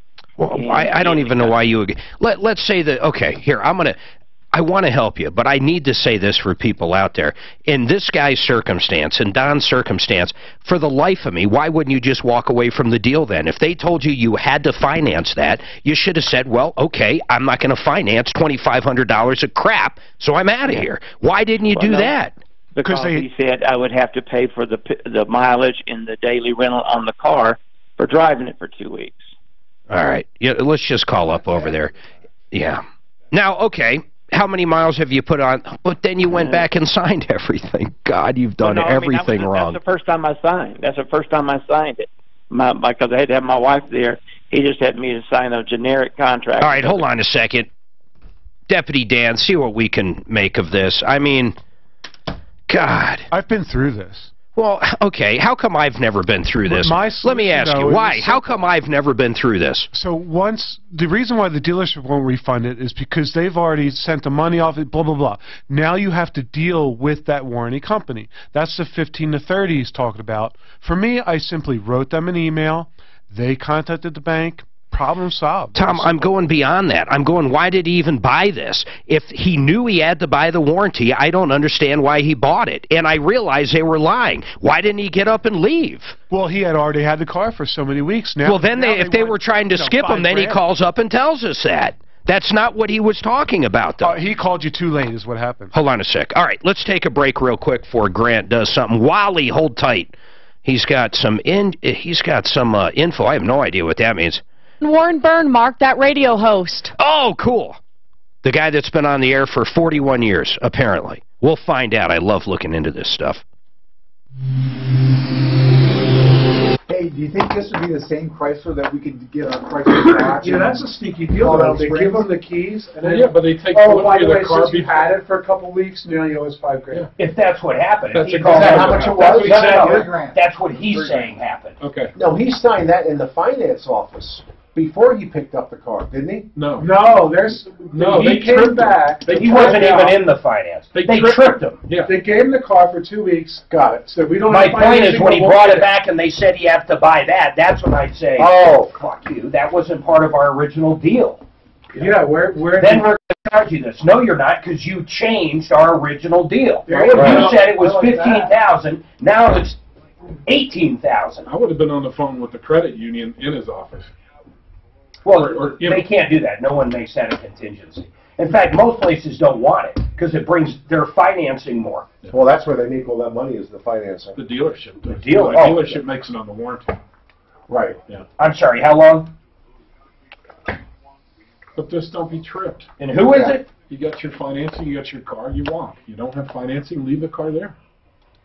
Right. When the deal's done, the deal's done. Oh, and a lot of dealers, you know, All right, we had these guys in yesterday. I have never seen a doctor come into this show and get so much great feedback. He had more calls than anybody I've ever seen as a guest.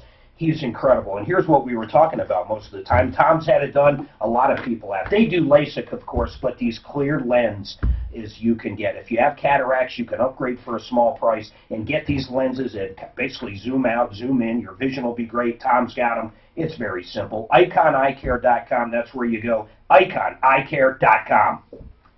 I got to do that bio too. I really do. It'll juice you, man. I can feel my testosterone going down. It seems like it's harder for me to do hard work. It just and then if you, I don't know if you did it already, but a special, or see how much those guys will charge. Yeah, maybe I can go down. In fact, I'll even have them on for a second. Then you can go down and do it. It's real quick, man. They take some blood there with their nurse, and then about, I think it's 15 minutes. Okay. And they'll tell you exactly what your testosterone level is. Oh, I would love to know what it is. And then if you sign up, they got to do a blood test that shows other stuff. But the only reason you're there is for low testosterone. They do all their own testing there. Right. I would like to know. Well, I was asking Dan, what's the scale for testosterone levels for men? Is Depends there a on your scale from 1 to 1,000? Depends who you ask. What's that? Okay, so how old are you? 55. Okay, well, your body's been dying for 20 years. Seriously. Okay. Once a male hits 25, it starts going downhill. Okay. Your testosterone, your sperm count, everything starts going down. It's Okay. just the reality. All right. Women, I think, a little lower. So when you say what's normal, well, what's normal for someone your age, according to your family doctor, is probably somewhere between 250 and 350. Maybe even lower. I don't know. Okay. Okay. Now, big well, deal. how do they know what's normal for you, though?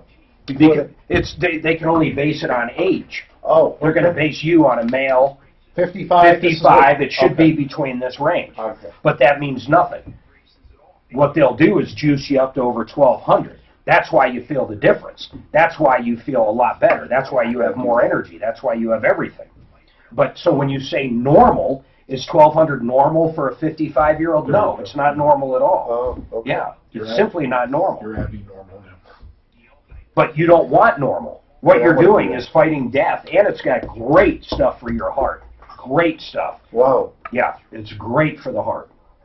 But you'll feel so different, it's crazy. I'm going to do it. I've been putting it off because, honest to God, I don't want the insertion in my. They go right to your butt. Like a turkey baster. I saw a video. You find a fatty part of your butt, and they cut a slit, basically, insert it, stitch you up, and it lasts 4 or 5 months. And when you go in the next time, they do the other side. So they just start alternating your cheeks. They give you Novocaine first, I would assume. Yeah, Suzanne said. No, they give you a bullet to fight them.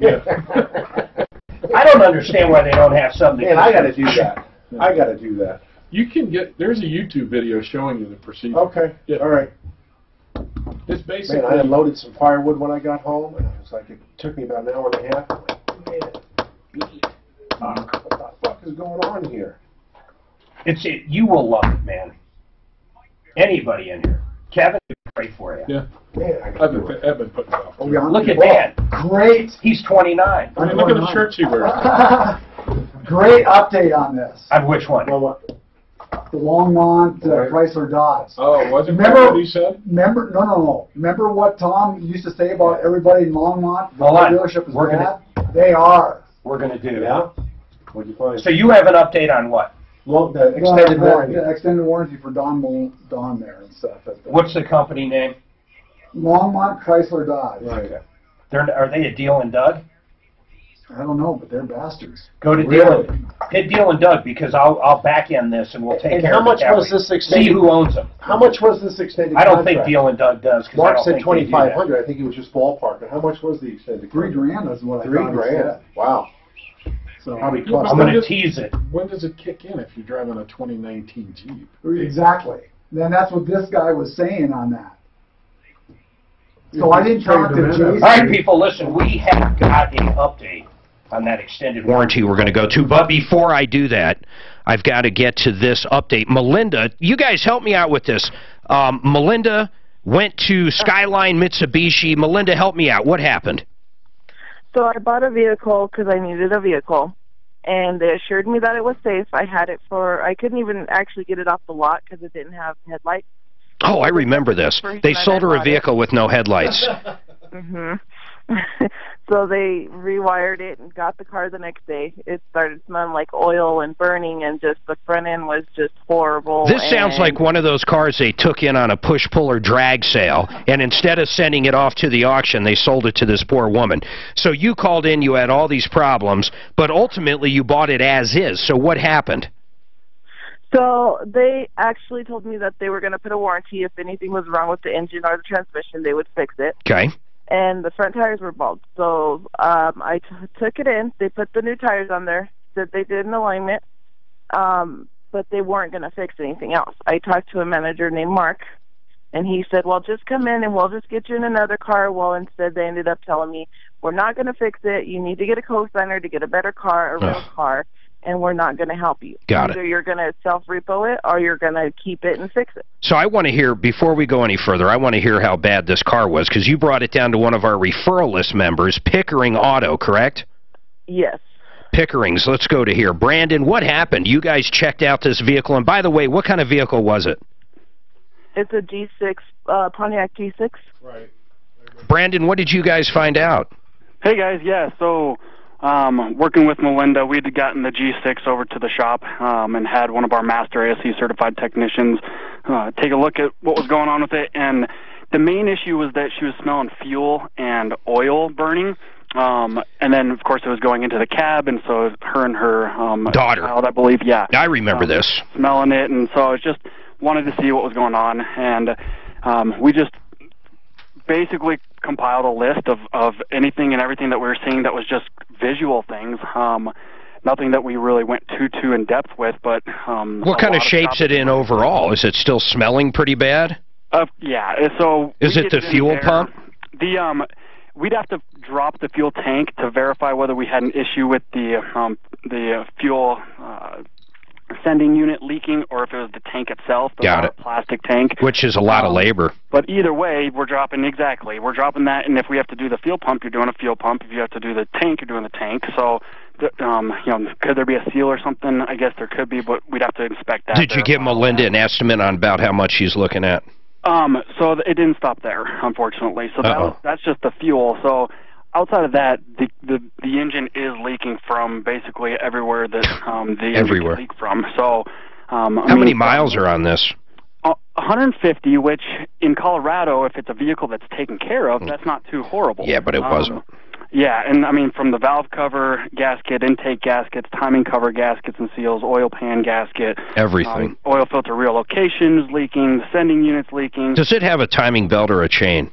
I'd have to double check that. I didn't specifically do this, but I believe I would think that it's belt. But I think it's a belt. It probably needs everything, Melinda. I mean, you know, I don't want to get on you too much, but you bought it as is. There is personal responsibility here. I don't know, and as far as Skyline Mitsubishi, where you bought it, I just don't hear good things about them. I've never had anybody call up and say, hey, Mark, I really enjoyed Skyline Mitsubishi. It's just never happened. It's just an unfortunate situation where, you know, any vehicle that's drivable has some value, right? But the question then becomes, is at what amount are you purchasing? What year is this G6? 07. So it's a 12-year-old, 13-year-old vehicle. That's been just taken care of horribly. I mean, man. I mean, and at this point, if the starter goes bad, you can't even repair that unless you repair the oil leaks. So by the time you actually put, you know, the money that it would take to really get this car into at least something that she could have some value. How much do you owe on it, Melinda? I've only had it for probably a month. Well, that means nothing. How much did you buy it for? $4,995. How much do you owe on it? Probably $4,000. I want to say minus $200. So okay, like $4,700. I'd walk away from it. That's what I'd do. I'd park it back up there and find something else. It's going to hurt your credit, but who cares? Which I assume your credit sucks already, and I say that because you said you'd have to have a cosigner to get in something else. So what do you care? Right. And let's talk reality, Melinda. What are they going to come after? Is there anything they're going to come after on you? No. I mean, I've had... Yeah, my credit's just kind of shot. That's what I'm saying. I mean, God, it sucks. There's nothing in Skyline. Mitsubishi apparently could care less. They could care less. They could care less. They sold a woman and her kid a car that is leaking oil everywhere, smells like fuel, and needs everything. I mean, they could care less. So that's who you dealt with. Don't deal with them ever again. I think I'd rather deal with a homeless guy in Colfax. Exactly. You know, and the main thing there, too, and for all the listeners is, anytime you're looking to purchase a vehicle is to make sure to try and have it inspected by a third party. Yeah, but Brandon, we talk about that all the time, and I appreciate you giving that advice out, and I agree 100%. And I don't care if the dealership says, well, we're not going to let you take it. Well, then there's people that we can send out that'll come look at it there. And if they don't want those people to look at it, get the hell out of that dealership because something's wrong. Right. But saying that, still... there are people out there, and Melinda, I'm going to put you into this category. She's between a rock and a hard space. There is nothing she's going to do. Her credit's not good. She doesn't have the cash. She's at the mercy of these people. And in my opinion, they take advantage. That's what they do. I think Skyline Mitsubishi took advantage of her. And the problem is, legally, there's nothing she can probably do. Now, I'm not an attorney, but from all the calls I've taken over these same circumstances, if that contract has the T's crossed and the dots eyed, yes, the dots eyed, you get the idea. There's nothing she's going to do. Hey, by the way, Pickering's Auto has been on our referral list forever. Brandon, where are your locations? So we've got one location near the Belmar area off of Wadsworth between Alameda and First Avenue, right next to Chili's. And our second location is up off of 80th and Sheridan. Family ran, family operated, been with us a long time. They're great people. If you're in that area, get your butts up there. You can check them out at pickeringsauto.com. Exactly how it sounds. pickeringsauto.com. Brandon, I appreciate you coming on and checking that car out for us.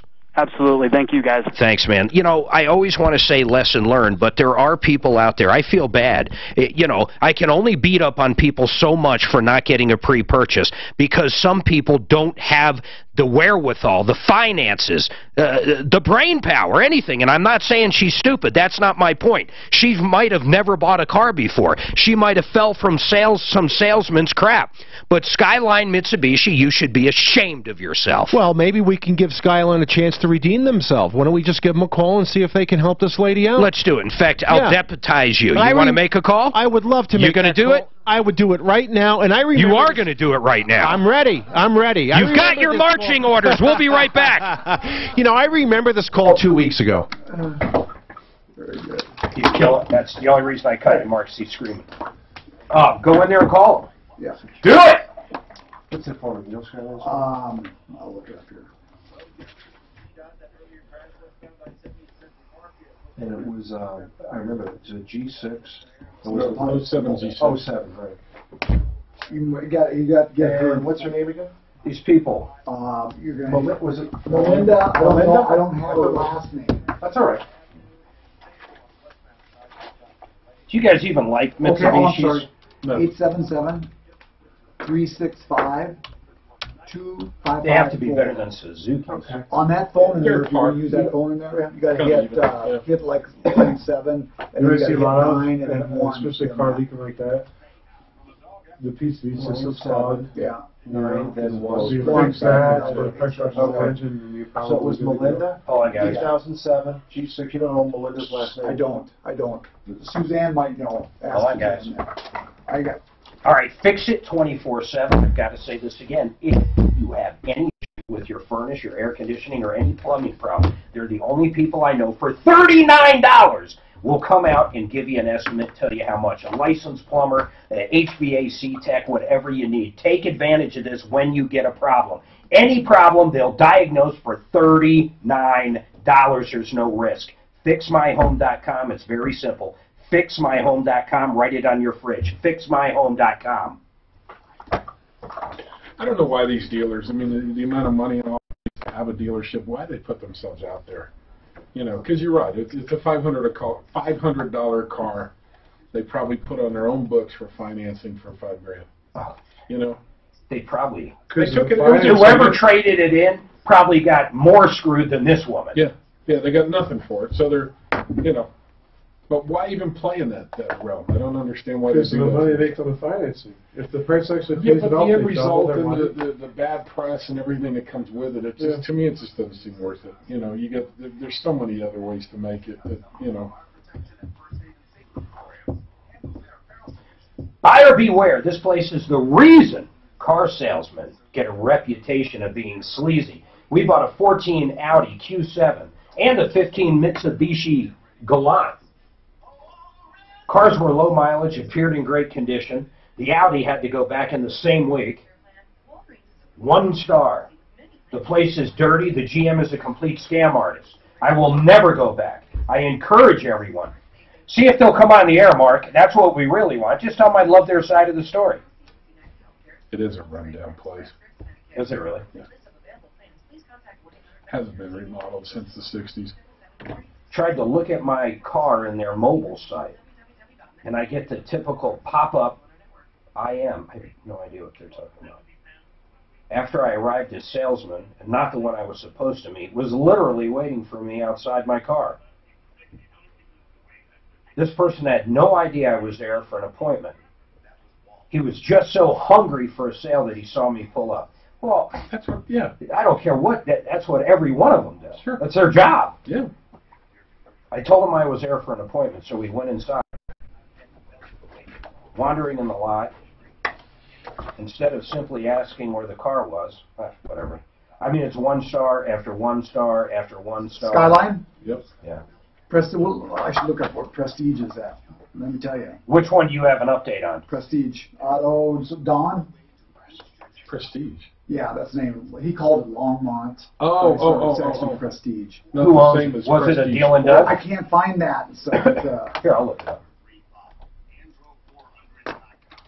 Let's think. Does Dealing Doug own, what is it called? Prestige Chrysler Dodge Chrysler. Ram.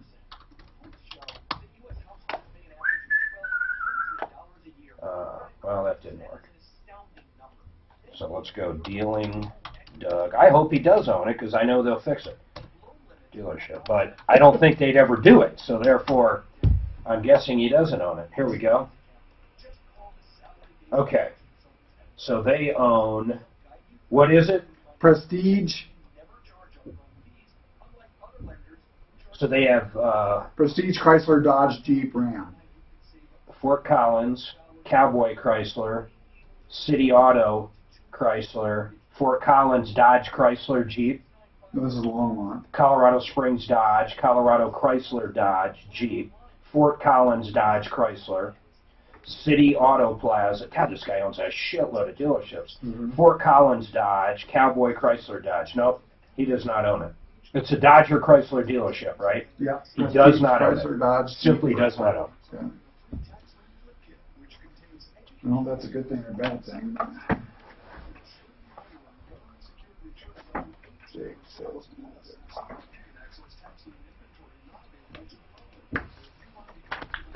Deputy Mark in there. We'll see what he's doing.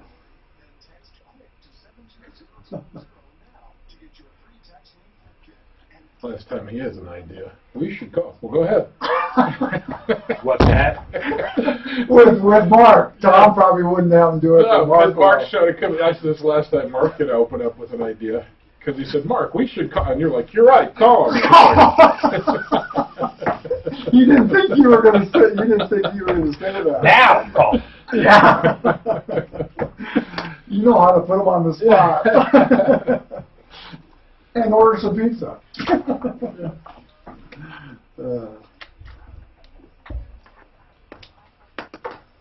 I totally believe Don Malone on this. You totally believe who? The caller. Okay.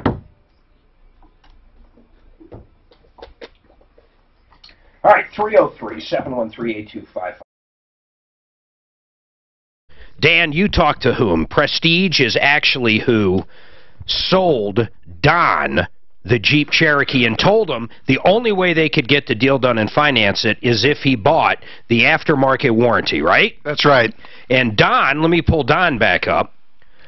Don, I just want everybody to clarify, because like all shows, the audience comes in and out. We gain new people and we lose old people when they go back to work. Other than that, they never tune out. So here's the deal, Don. Here's what I want you to explain real quick. You went down, you purchased it. They called you back the first time when?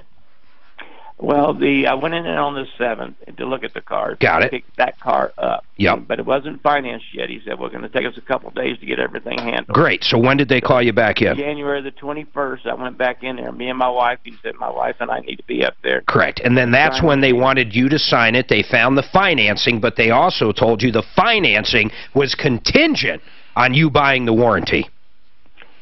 Told me I had to buy the warranty in order to get. Yeah, so it's hogwash. In my opinion, this dealer is just outright lying if they told him that. Now, Deputy Dan, you called up Prestige and you talked to them. Who'd you talk to, and what did they say? Right, I tried to get a hold of Jason, the finance manager, and he wasn't there, so I talked to Jake, the sales manager. Jake the Snake, the sales manager. And go ahead. I think you put that right. So he said, I told him about Don and what he did as far as extended warranty, and that then they told him that was contingent on the bank, and he said, no, that's not the way it's presented to him. He says, and then once they sign it, they own it. There's nothing you can do. And then he hung up on me. He hung up on you? Yes, he did. Did you tell him who you were? I did. This is crazy. And remember, Tom said all the car dealerships in Longmont are like this. Who is it? Prestige what? Chrysler? Yes. What number did you call? I'm just curious. I wonder if the general manager down at Prestige cares at all about his reputation and what is possibly going on. And what I mean by that is I don't know. I don't know for a fact that Don is telling the truth. But based on other calls and my own experiences, I would say he most likely is I believe telling Don all the way. What is the phone number? The 303 303 651 3000. Oh, that's an easy number to remember. If anybody can get through to the general manager, I'd appreciate it. Now, be nice. All we're doing, really, is a community service to help the general manager and possibly the ownership of Prestige to understand what is possibly going on in their dealership and to correct it. Because I would even go as far to say it could be illegal trying to tell someone they need to buy a warranty in order to get financing. I'm pretty sure that's a no-no in Colorado. So Prestige at 303-651-3000. If anybody can get any information, I truly appreciate it. Now, be nice. And I emphasize that. Be nice. 303-713-8255. Honestly, you know, I'm hoping there's another side to this. And I'm hoping they would just return it. And I can't understand why they wouldn't. Oh, wait a minute. I know why they wouldn't. You know why? The sales guy got because in my opinion, they're greedy little something or others. I'll just leave it at that. Why not just return it? This guy's bought 2 vehicles from you. If you did tell him what he is saying, you lied to him. So just make it right. Take it back. There's nothing to lose here. In buying a new warranty, and we have car dealers on our referral list at referrallist.com, and I disagree with them. I never buy aftermarket warranties. Simply never do. Just don't do it. In my opinion, don't do it. Don't let them pressure you into doing it. The bottom line is you don't have to in order to get financed. And if they're saying that at Prestige at 303-651-3000, I'd love to hear what you find out. We've got a lot coming up. Jeff, hold tight. Joe, George, Mark, we'll be back. To make money in the market. I could call and see if my buddy in the parts account can do somebody. That'd be great. See if someone will come on. I'd love it. Yeah. Where do I go? Just in there and try to use the phone? Yeah. Yeah. No, what's the name? Press line 7 down, hit 9-1, and then dial the number. And he absolutely said, once they bought it, he's bought it. He's an owner. Yeah. Once you bought it, the car or the warranty? The warranty. Oh, really? I have never seen a warranty that wasn't an out. Yeah. You could buy out. I mean, you know, it may cost you $400 out of the $2,500 or $3,000. You told me. Well, I'm just saying it may cost him a few bucks to get out of it.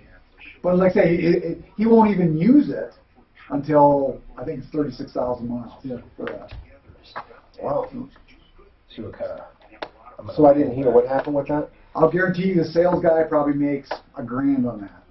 On the warranty? The warranty. I'll bet you that warranty doesn't cost $1,500, don't you think?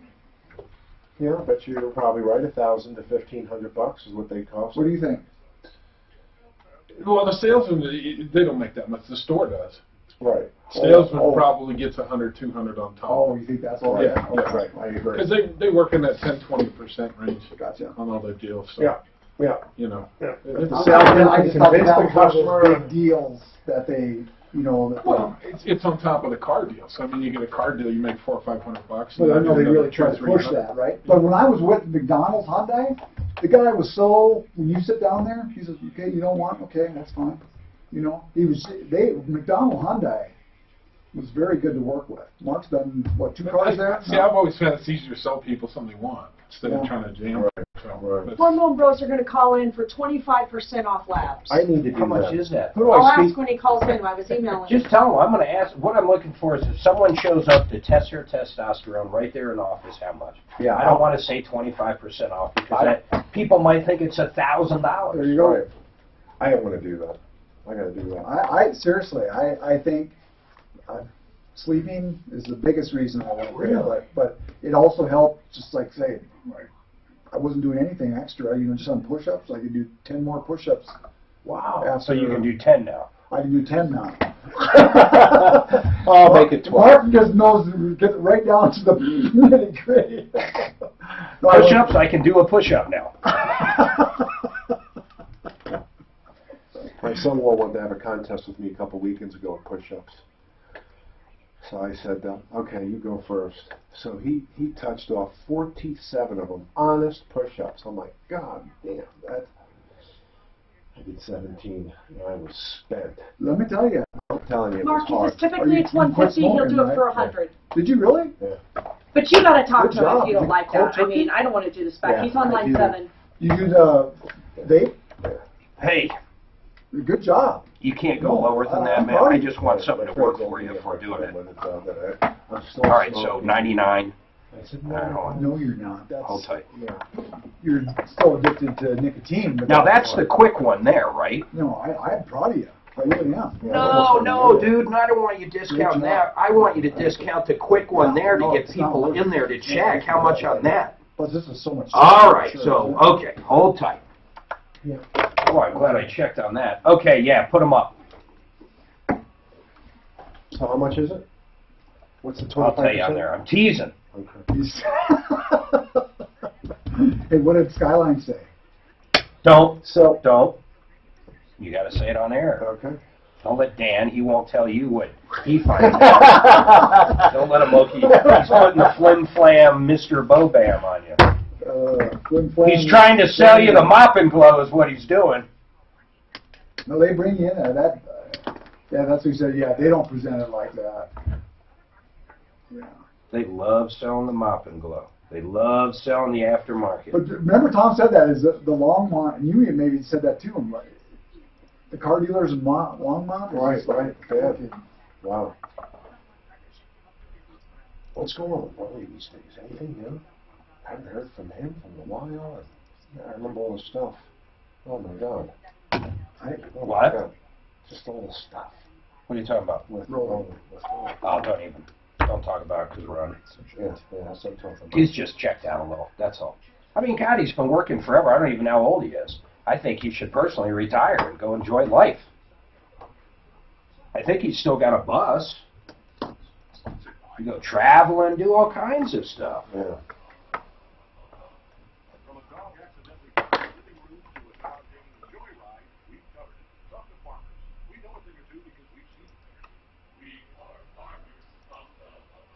I think Don said he was going to go to the dealer board.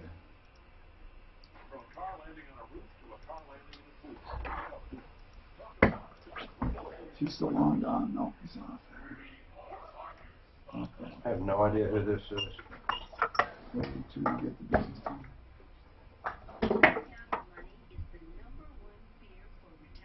My name's not Tom. Oh, this is, I know who this is. Yes, happy car day. My name's not Tom. Who's it? No, this they on Facebook you get people saying stuff, and just because they're calling Mark Tom half the time, you know, and he gave up on correcting people. He just I do. I just gave up. Yep, I do. Yep, no, I got it. Like I say, I put it when I put it like over here. Hey, babe, is it flooding or flouting? Flooding. That's what I put up here. Hey, they're aware of what's going on, so they know internally stuff's happening. Supposedly Pete is the general manager down there that we need to talk to. He's tied up. He couldn't come on the air. I said to him, well, could you at least have a rep come on and say, hey, we're digging into this. We want to help. And he's like, you know, I don't know anybody can come on. So sales manager didn't want to deal with it. Jake? He said, Pete's looking into it. It's in his hands. I can't say anything more. Did you ask him why he hung up on me? I didn't ask. I didn't talk to him. So I didn't ask. That's fine. Yeah. Unfortunately, I deal with parts, so I'm putting a parts manager. Sure. You got no. That's that's on a different story. But I said to him, hey, you know, I said you should come and at least say something, because otherwise it looks like you're dodging the bullet and all that. And that's when Jake hung up on me. Is when I told him, I said, hey, I think you guys should come on and explain this and stuff, because this isn't looking good. Hello? Yeah. Oh well. Good job. Jesus. And now you got her a new car. Right, brand new car. Just for her trouble. Yeah. Same price. Man, Mark, you gotta come back in here. You could be a new Clint. How is Clint? Yeah. I don't think I've ever seen a dealership with a D-. He's got a BBB. I don't think I've ever seen it before. Prestige is a big lot. D-. Who had D-? Prestige? Welcome to the show, the only show of its kind. We're here to solve problems and shine a big spotlight on dealerships that suck. We also are here to help you out, though, and get directly involved in your life and try to recoup money from people that done you wrong. Let's leave it at that. 303-713-8255. That's the phone number. By the way, When we're not on air, you can always go to referrallist.com where we have the best, and I mean the best, list of businesses. And I want to talk about Referral List real quick, and don't get upset that I am, but one of the main reasons that rock and rolls about Referral List, think about this. If you have a problem with someone on that list, you can call us here, just like any other business, and we take our list seriously. If we think a member's out of line, we will ream him out, just like anybody else. But the difference is we have the power, because of what they sign when they come on Referral List, to make them do the right thing. Now, generally, it would never come to that, but we have what we call our code of ethics, and they agree to basically mediate with us if we choose to go down that route. It's the only list out there with teeth. Those are my teeth. All right.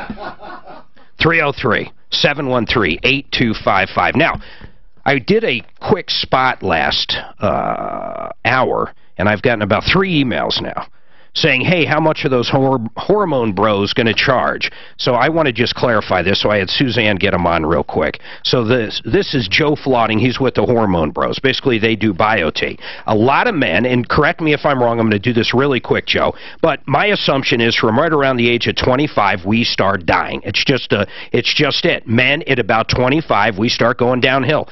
Our testosterone starts getting lower. We peak at 25. And not just testosterone, but everything. I mean, everything starts going down. Now, what I've noticed is Tom and Dan and Suzanne, all that are on BioT right now, they're amazing. Honestly, their energy levels, Dan, you say your sleeping is a lot better now. Much better. BioT. So I've gotten 3 emails going, well, how do I know if I have low testosterone? I know you guys, I'm going to put him on the spot. Watch this. I know you guys do a test. You call it a rapid test, where you can test, you did it to me, for the testosterone levels right there in your office, and you generally get $50 or whatever. I know it's pretty inexpensive. What I would like you to do, I know Suzanne's looking at me like, don't do this to him, but anyhow, what I would like you to do is do at least 10 or 15 of them for free, so people can find out where their testosterone. This for men and women. Notice how quiet he's being. Hey, Joe, is this something you can do? Absolutely. Yeah, excellent. For the first 15 today, no consultation fee, and we'll do the free test. So 100%, they can call. They need to book it today, but you'll basically set them up for a time. They'll come in. You won't charge them from the consolation. The consolation, the constipation, damn it. You won't charge them for anything is what I'm trying to get through. None of that, no. Okay, excellent. Completely free for them. Okay, that's it. So, folks, take advantage of this, and I think you'll be shocked. I'm just going to say numbers. I would say, what, a 50-year-old male is probably running on average, what, 200, 250, where Dan, I'm going to use him. Well, Dan's way older. He's like 60-something. Seriously, Dan, you don't mind sharing. No. What was your level when you walked in, 300, 400? 300 or 400, then my free, I think, was 600. So what are you at now? 1,100. 1,100, yeah. And you sleep better, you feel better. Geez, yeah. More energy. Much more. In fact, the first week or two before it kicked in, he was kind of iffy on it, Joe. I was. And then he got sold quick. I don't know what happened, but it's changed his life. Suzanne, you love it. I love it, Mark. I feel great. I'm shocked. I'm shocked that women do it, honestly. But I think it probably benefits women a lot more than it does men as they get older. Yeah, over 51% of our clientele are women. All right, so, folks, that's it. I'm not doing a commercial here. Joe, I appreciate you coming on, and I'm sorry I put you on the spot. Don't yell at me. But free for the first 15, 720-361-2302. 720, whether it's for your wife, yourself, your spouse, your loved one, whatever. It's worth doing it. It's not a high-pressure sales by any means. Nothing like that whatsoever. They generally charge a decent penny for this. 720-361-2302. And you can thank that third emailer that basically said, oh, yeah, then we call up and it's $300 to do it. No, there you go. Zero. 720-361-2302. Now, Skyline Mitsubishi. I don't think I've ever seen a dealership, and why I'm talking about them, we had a caller call up. What was his name, Dano? Oh, it was her name from Skyline and stuff, Melinda. What do you mean, Melinda? I'm totally lost now. That's the customer that owns the Pontiac G6. Melinda. Oh, Skyline. Okay, that's a whole different one. Mark, you called up them. Right? Right. So she called up, she bought this vehicle for $4,995. She's made one payment, and we had our referral list members on, Pickering's Auto, that looked at the vehicle, and it's horrible. It's not even worth fixing. Right, it needs a ton of stuff. It needs possibly a fuel pump, a fuel filter. It's got oil leaks, quote, everywhere. It's a piece of junk. So you called up, and what did Skyline tell you? Well, I left a message for Carl. He's the general manager of the entire store. But I didn't leave it at that. After I hung up, I called back again and got the general sales manager's name. Did you get him on? His name on? is also Mark. Yeah. Got him on, told him who I was, what this was regarding, and he didn't want to get on the air. But he did say that he offered to Melinda 3 or 4 different options, including fixing the car. Oh. For money or for free? He would do it for free. That's what he said. Okay. And she refuses?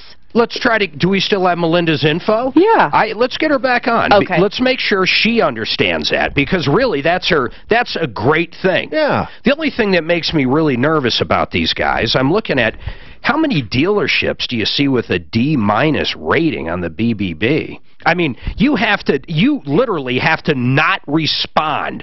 The BBB... I don't want to beat them up too much, but there is no teeth in the BBB. If someone complained, said, hey, this guy did this, this, and this, and then didn't show up, if they respond to that complaint, it doesn't affect their grade, if you will. At least that's my assumption. So let's see here. We got her back up. Hey, Melinda, they're saying they agreed they'd fix it. No, Derek is the one that I was talking to last. And Mark, who did you talk to? His name is Mark Terracina. I want you to call Mark Terracina up right now and talk to him. He is telling us they'll fix it, which would be great. If they would do that, they might change my opinion of them here. So would you do that right now? Then call us back. Okay, I will. He's saying, right now. Mark, I just want to make sure that I'm not getting confused because of you. He didn't say that 4-letter word free, but he did say we will fix the car, we will get her taken care of, and if she doesn't want the car, something to the effect that we'll get her into something else. But she went down that path, and she couldn't qualify without a cosigner, which she doesn't have. But he didn't say he'd repair it for free. Yeah, he said, quote unquote, we would fix the car. We would fix the car. Okay. What did you say, Melinda? When I did go down there, because they told me that like 3 times already. Yeah. And every time I went down there, they're like, we only have limited funding and we can't fix everything that's wrong with it. Well, and, okay, and I'd agree with that. And Melinda, I would agree with that. I think if they handle the fuel smell, right now I'd be happy with that, and then you might have to have money out of pocket for everything else wrong with it. Right. So hold on. Are you going to call him right now and clarify that at least they'll get that fixed, okay? Okay. Call and ask for Mark. What was his last name? Mark Terracina. Got it? Okay. Call us back. I want to hear from you in a few minutes. I want an update. 303-713-8255. Joe, what's going on with you? Hey, how you doing today? Good, man. Hey, I got a question about insurance. A few months ago, someone sideswiped me a little bit and did a little, probably about $1,600 worth of damage. They had Progressive Insurance. Actually, it was a gal about 21 driving the car. Was her dad's name. Her dad had insurance in the car, but guess what? What? Supposedly, she was not authorized to drive the car, so they declined the claim. Oh man! Well, you don't have to be authorized to be to drive the vehicle. It's actually the opposite. They have to literally spell out this person is not allowed to. They literally write them out of the policy by name. Now, did that come directly from Progressive? Yes. Then I'd go after the father and sue him. It's only $1,600. It's perfect for small claims. Or put it through your own insurance. Well, I ended up putting it through my own insurance, State Farm, and of course my uninsured deductible picked up on that. So of course it would. $250. And then I got a friend of mine that had the same problem happen. They hit the back of their truck, did about $6,000 worth of damage, and guess what? They had a Progressive Insurance also, and guess what? They denied the claim. It's not your fault here. Is not. It's not correct though. Listen to me. It's truly not correct. Your fault is with whoever agreed that those people weren't going to be on the policy. It's not Progressive. Progressive probably said, okay, you're going to spend $10,000 a year with us, but if you will not put your 16-year-old kid in that car, we'll only charge you $3,000. But you're going to have to sign these documents right here. So they go with the $3,000 thinking, oh, okay, I'm saving $7,000. And then, bam, this happens. But in your case... And that's kind of the reason why I wanted to call, because I wanted people to be assured that just because you get in a wreck and that somebody has insurance, it may or may not be covered. Yeah, because drivers are excluded all the time. Here's where it happens a lot. One of the family members, the husband or wife, gets a DUI. They don't want to have their rates go up by $1 million, so they will exclude whichever one had the DUI, or young drivers. Kids that have been multiple accidents are massive. I mean, if I took, not anymore, but my kid, his first year of driving, got in 3 accidents in the first year. If I excluded him, I would have saved $5-6 grand a year on insurance, but I don't have that risk factor. If he wasn't insured, I'd never let him drive. So, but really, Jeff, it's not, or I'm sorry, it's Joe. I would not blame Progressive. All the carriers do it, but I would sue for that $250 to get that back. And that's what my State Farm agent's doing right now. They're trying to go after them to get the money from, you know, the owner of the car. I mean, it's only $1,500, but we'll see what happens on that. You know what I mean? Yeah, it sucks. Imagine if you had an accident, but that's why you have full coverage, and that's why you have insurance that covers it, and people need to do that. And then my insurance goes up because now I've had a claim. No, you're absolutely right. You're absolutely right. And it sucks. It happens all the time, though. It, honest to God, happens more than you know. 303-713-8255. Jeff's got a screaming deal. Suzanne has a question on Hyundai pricing.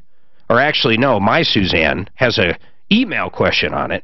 And then we have an Outlander Sport with a transmission issue. That should be right up Mark's alley. Sponsored by Farmers Insurance. When Mark Terracina said, I said, would you be willing to get on air with us and let Melinda and everyone, all the other listeners know that you're going to get it taken care of? Well, I don't want to get on air. I said, why not? It makes you guys, we're giving you a shot to redeem yourself. You know? They're not redeeming. I don't understand it. It's good publicity for them. Yeah. What is that one? Prestige what? Prestige Chrysler Dodge here. Let's see a second. I'll get it. Prestige Chrysler Dodge Jeep Ram. I want to know where you bought your shoes.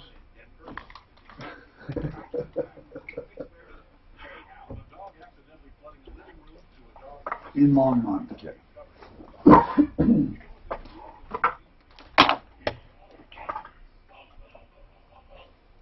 That's a catchy. The most convenient, simplest, most economical way to buy flooring is simplyfloorsinc.com. Make the appointment right there. They'll bring the showroom to you, or you can go down to their showroom at 52nd and Ward. When Suzanne and I use them, they bring everything to us just like they will to you. You pick it out, the pricing, save up to 40%. The service, the whole team is great. Give them a call right now, 303-456-4660 or simplyfloorsinc.com.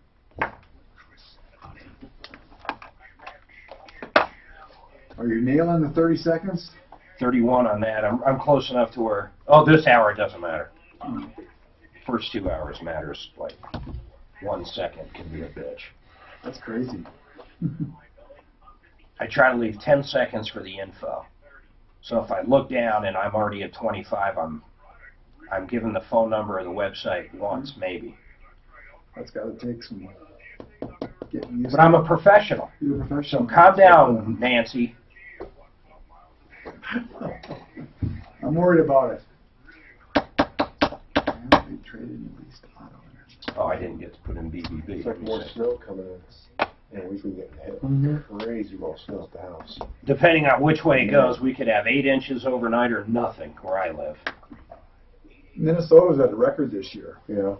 And it's a record for February, and February's not even, you know. Okay. What's the record? I can't remember. It's not it's the 10th highest, within the top 10 highest months ever. Yeah, I'm going to call Joe at BioT. No, I do. Free. Seriously. He said 15. You need to call when you get out of here. Yeah, I know. It's already done. You do those 5 or 15. It's tell them you're when on. They're free. Tell them you're on here and stuff. And my guys hate it when tell them I said even if you're over, they'd give you one. Okay. Tell them you're on. Tell them my name's Eric. Tell them Deputy Dan said. No, I seriously, I think you'll like it. And here's the thing that it doesn't like kick in. You know, it's like all of a sudden, right. You know, just takes a couple of weeks. Like yeah, it takes a couple of weeks, but then you like say you slowly get better. And the chip lasts 4 or 5 months. So here in February, mine will be 5 months. Still going strong. Well, Ming, what's Ming emailing? They got a similar complaint I on don't take my Prestige blood about test the before. warranty stuff. So here's where is it on? Better business. So I do 40 push-ups every morning. So we're on the BBB site. So, We're looking at Prestige Auto. Prestige is the one. We had a caller. They bought a brand new vehicle from them.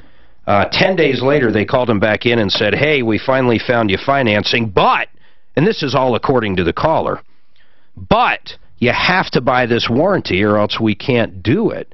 The bank or the credit union is demanding you get the warranty in order to get financing, which is all hogwash. If anybody ever tells you that, they're simply lying to you. Now, Kevin, you found a very similar complaint on Prestige on the BBB site? Yeah, they basically delivered the vehicle and then came back and signed paperwork later. You know, I don't know the exact time frame, but just thought they were getting the warranty as part of the package, found out that they charged them for it. They were supposed to get 36 warranty, and just very, very misleading. Very misleading. Even though they signed what they signed, and you know, it is what they signed, I'm not sure there's any good car dealerships in Longmont. I think Tom said that. Yeah, many times. It's almost like Pueblo. Pueblo's that way, too. Have we ever had anything good or any kudos ever come out of Pueblo, ever? Chili peppers. I don't even the think... lady that does the free eyeglasses for the homeless and stuff, that's the only good thing I've heard come out of Pueblo. How about Medal of Honor winners? Is there some? Yep, I think the most live in Pueblo. Why? I don't know. How is that? Why? Mark, are you pulling this out of your ass? No, I'm not. No, I need research. Yes. Get our research Pueblo. department. Dan, research department Medal on this. of Honor winners in Pueblo. Okay. You know what? Don't make me call you Daphne. I want to know. Someone look this up. Kevin's over there. He's probably halfway done with it. Suzanne, real quick, it says, ask you about an email question on Hyundai pricing. That's right, Mark. Alex says, since you're a fan of Hyundai, I wondered what you think would be a good price on a 19 Elantra. I'm considering either that or possibly stepping up to the Sonata. 19 Elantra. I would say, let's go SEL, which basically is going to have a trim package that is not going to have leather. It won't have the sunroof, but it will have a lot of great safety features. It'll tell you if you turn your blinker on, if there's a car next to you, it'll give you a warning. It's got a lot of stuff. It's got Apple Play. It's got, I think, a 6 or 7 inch touchscreen. It's got a ton of stuff. That vehicle, you should be able to make a deal on for under 14. For under 14. And I know you're seeing them out there right now. I'll tell you what, I'm helping with a guy right now. And I think it's going to be done. I think it is. I'm not going to brag yet. But he's looking for a 19, but he wants a Limited. The Limited does have the sunroof. It has a leather. It has everything. Heated seats. It's a beautiful car. That sells. Suzanne, who bought Shortline? Champ. So Champ bought Shortline. Now they went to one bracket pricing. They're one bracket pricing on that vehicle, and apparently they don't haggle. It doesn't matter. That is the only price they'll sell it for because I'm Champ. Anyhow, those guys want $23,500, right around there. I saw that today. I'm getting this guy the same vehicle, hopefully, for $17,500. Think of that difference. There's your one-price shopping. Anybody out there that loves the no haggle, well, there is a part you pay for that. And in this case, it could be $6,000. $6,000 difference. I'm working with McDonald Hyundai, one of my favorite Hyundai dealers, on that right this second. We'll see. They haven't said they'll do it yet, but I'm working on it. So that should answer that question. If you want help buying that 19, you can email me at help@troubleshooter.com. Melinda called up, spoke to Skyline Mitsubishi. Apparently they sold her a car for about $5,000 with all kinds of problems. We had it checked out at one of our referral list members, Pickering's Auto. They had nothing nice to say about the car. Then, Mark Machowski, Budget A1, I deputized him for a minute. After that comment about Pueblo, I might take away your credentials, but you did have them at the time. And at the time, you called up and you spoke to someone at Skyline Mitsubishi named Mark, and Mark was a sales manager, correct? Correct, yeah. And he said they're going to handle it, or let's say again what they said. Well, he said that he would fix the car. Yep. He said that he also gave Melinda 3, 4 different options to help her out with another car. And she told us one of them, but she couldn't bring in a cosigner, so it didn't matter. But basically, Mark... he said he was going to handle it. Teresina said, we'll get her taken care of. She just needs to call me. He didn't want to get on air. And Melinda told us the opposite. Melinda said that the last time she talked to somebody, and I forget that person's name, they weren't going to do anything else. They only have limited funds, blah, blah, blah. Now, full disclosure. My God, Melinda, you bought this as is. Anything they do for you is great. But I wanted you to call back up, talk to Mark, and verify they're going to help you out. What did you find out? So he was really, really upset about me calling you guys on this. And he yelled at me and was screaming at me, talking about, well, I had to use money to finance you. I put tires on that car. And I told you, we only have limited amount of money to freaking fix that car. So we only have a little bit of money to fix that car. And then he's like, well, if you can get a cosigner, I'm like, I already told you guys like 5 times I cannot get a cosigner. He's like, well, if you want another car, you're going to have to put some more money down, and we can get you another car. Melinda, he said he'd fix it, though. What did he say about that? He said if they fix it, they only have a little bit of money to do whatever they can. Okay, Melinda, you bought it, so get it down there, and let's hopefully let's concentrate on the worst thing, that fuel smell. If they can get rid of that, but you can't nickel and dime them forever. You bought, listen, and I'm sorry you're in this position, but you bought a $5,000 car with 150,000 miles on it, and what do you expect to get out of it? Hopefully they do something. Right. So get it down there. Get it. Like I told him, I get it. But I want to teach my new deputy a lesson real quick. Isn't it funny what they told her compared to what they told you? It happens all the time. Oh, my God. Welcome to my world. Yeah. Welcome to my world. Hey, the part that gets me, I asked Mark, would you like to come on air, redeem yourself in the company that you work for? He might not be allowed to, though, He didn't even want to do that. That could be his job. See, I feel 2 ways about this. One, I feel bad. She bought basically a bad car. She did. It's not hard to argue that after our experts checked it out very shortly after she purchased it. It needs everything.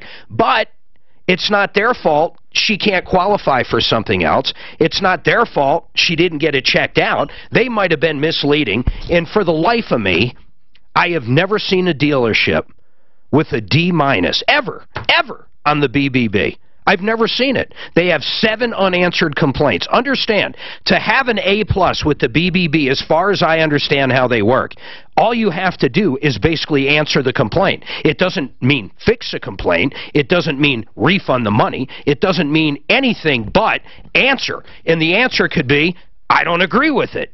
And then, boom, it never messes with your A+. But to have 7 unanswered complaints on the BBB from a dealership is remarkable to me.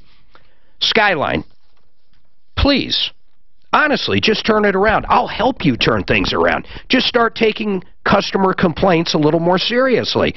And why even sell a car like that? Why sell a car and ask for problems? Because you know, and I know, and everybody knows, you sell an old car that hasn't been taken care of with 150,000 miles, you're going to just have a pissed-off customer for the rest of your life.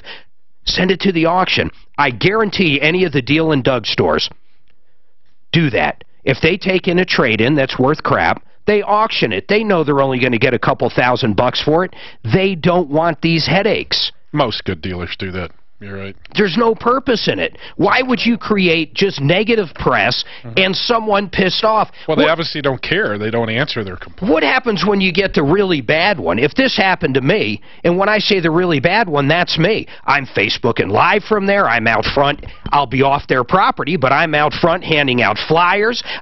I'm not even saying me being on the air. I'm saying me before I was on the air. I'm their worst nightmare. So why even get into those kind of situations? Would you work on a car, Mark? Any of you, Tom, Kevin, would you guys work on a car with 250,000 miles and they came in with a fuel leak and they want it all fixed up? Would you buy into that, or would you ship it down the road? I'm just curious. No, there's times we tell the customer this car's not worth fixing. It's not worth putting 5 cents into. Exactly. And actually, you know, most of the pre-purchase inspections that we do, the cars need too much stuff. Yeah, so why buy it? Tom, how do you guys handle ones you know you're going to marry? My answer is always this. Do you love the car? I can't fix it if you don't like the car. Some people have sentimental reasons for these older cars, and they come to us because they know that we will care about their car regardless of age and condition. All right. But you got to love the car. If you don't like the car, you're wasting your money fixing it. Well, I just think it sets up for failure. Hey, when I was in the biz, I had 5 good years. I can't tell you how many times I had a store manager take in a vehicle that then became a nightmare. It goes like this. Hey, my car doesn't start. My guy looks at it, and let's say it's the battery. We put a battery in, everything's fine. A week later, car won't start. Well, your starter's out. Well, you guys told me last week it's the battery. Okay, well, guess what? The starter went out. Now you need a starter. One thing you got to understand is I'm ex-military in the Air Force. I couldn't tell the president that we had to junk the plane. We had to fix it. You had to fix it. I like that. I'm just saying if they come back and they go on you forever. All right. Sean knows a good thing that came out of Pueblo. I'm dying to hear that one. Then, I promise Steve will get to that Mitsubishi Outlander sport question, transmission. And then Jeff from City Lock on a referral list at referrallist.com has got a screaming deal, and his are pretty good. If you've ever had to buy a key fob, you'll find out that he can do it a hell of a lot cheaper. We'll put him to the task on that screaming deal. Mark was partially right, too, on his Medal of Honor. Well, no, read it. So Mark, who I deputized with Budget A1, said that there was more Medal of Honors. At one point in 1993, there was 4 living Medal of Honor winners in Pueblo, which was the most. You know, okay, so I got to give it to him. You got a piece of it. Yes, you did. So I did pretty good. I got to give it to him. I got to give it to him. That's a solid C. This is Denver's talk station. That was pretty good, Mark. How did you know that? You just read it somewhere? You know, I don't know where I heard that. I'm always watching. They have a memorial in Pueblo for the Medal of Honor winners, not just those 4, all of them. That's like next to impossible to get, isn't it? Yeah. The one, my middle school was named after Ernest Childers Middle School. This dude, like his entire team, for lack of a better word, he went in there and drugged some out and saved them and killed the enemy. He came in and told the story right before he died, and it was an incredible story. But my God, man, what he had to do to get that award was crazy. Yeah. And that's what they need to do, too. But it's not one of those like the Purple Heart that everybody gets, and I don't know if that's true, but I've heard that. Or you just got to be shot. So you're telling me if I get shot tomorrow, Purple Heart. In the military. See, this is where you're always off, man. You never clarify. You don't give me time. It's like that whole dentist thing he was saying. How every dentist in any country at any time should know everybody's insurance, whether they're a patient or not. Here we go with insurance again now. Dan, you're not going to hear the end of this. He's wrong. Dan's dentist is so good, he knows Tom's insurance off the top of his head. So Mark believes that thing, if you talk louder, you're more right. Mark just thinks it's more conviction, not just louder. 3,522 Medal of Honor winners in all branches total. Only 3,522. Where did it start? Wow, that's nothing. Yeah. How many people have been in the military? Google that. I mean, you're talking 0.0001%. Yeah. Or Well, less. that's Coast Guard, Marines, everything. Coast Guard. Yeah. They actually get them? That's even a branch? It wasn't I think until that's whenever. the Medal of Honor. What was the original? What was our original? The Army? No, Marines were way back then. Right. 1776 Marines. Right. Yep. 1775. Was it 75? Yeah. Okay. Marine Corps birthday. Yeah, the Air Force was born out of the Army Air Corps, right? Yeah. But is that really a branch, though? The Air Force now? Chair Force. Somebody's got to buy the hotel rooms in Africa, the 5 stars, you know. No, someone's got to fly over and bomb Japan. That's right. That was Someone has to that was win the the Army war. Air Corps. Somebody's got to feed the Army. That was the Army Air Corps back then. But right after World War II is when the Air Force started, right? Right after World War II. 1942. Deputy Dan was a Marine. You were in the Marines, Dan? Yes, I was. What year? 75, 78. He ran off, he signed up, he ran home excited and told his dad, Dad, I joined the Marines. Ask him what his dad said. What did your dad say? You stupid fucker. Quote, end quote. I find it the funniest story in the world. Somehow it bothers him till this day. And he walked away. Lucky he didn't throw the pliers at you. That's true. Was he right? No, the best thing I ever, probably the best thing I ever did. Where'd you do boot camp? Well, now, wait a minute. You've been here a while. Wait a second. Oh, second best thing I ever, no, paid for my college, grew up.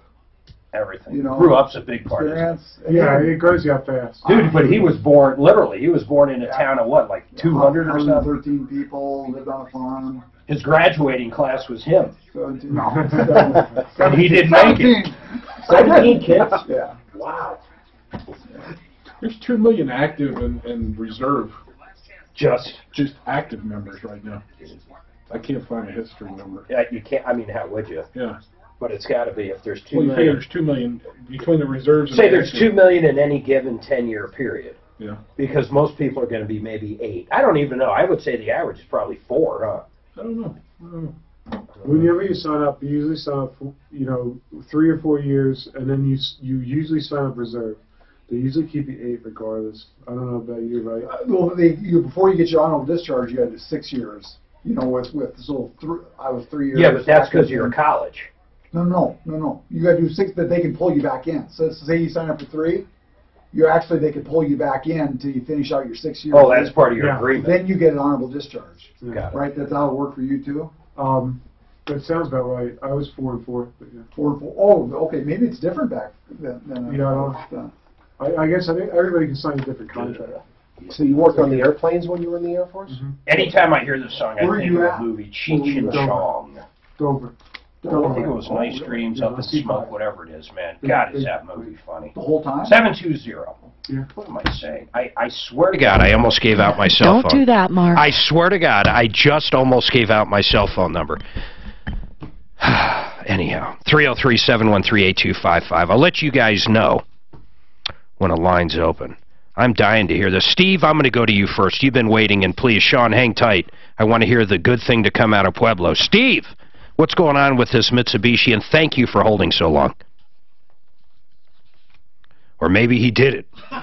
It's got the CVT transmission. Hello? Yes, Steve. Hey, speaking of that, Jeff Vick and you both don't seem to like CVTs. Is that true? Yeah, they're a real pain in the neck to work on because it's really hard to get parts for them. And then when you can get parts for them, they're really expensive. So what's the difference, and I'm sorry, Steve, I'm making them wait even more, That's all right. between a traditional transmission and a CVT? Explain it for the layman like Dan. CVT is a constant velocity transmission. Basically, it has a couple of drums and a belt. So there's really no gears. Right. It just spins at different speeds? Correct, like an old Dynaflow in a sense. What's going on with yours, Steve?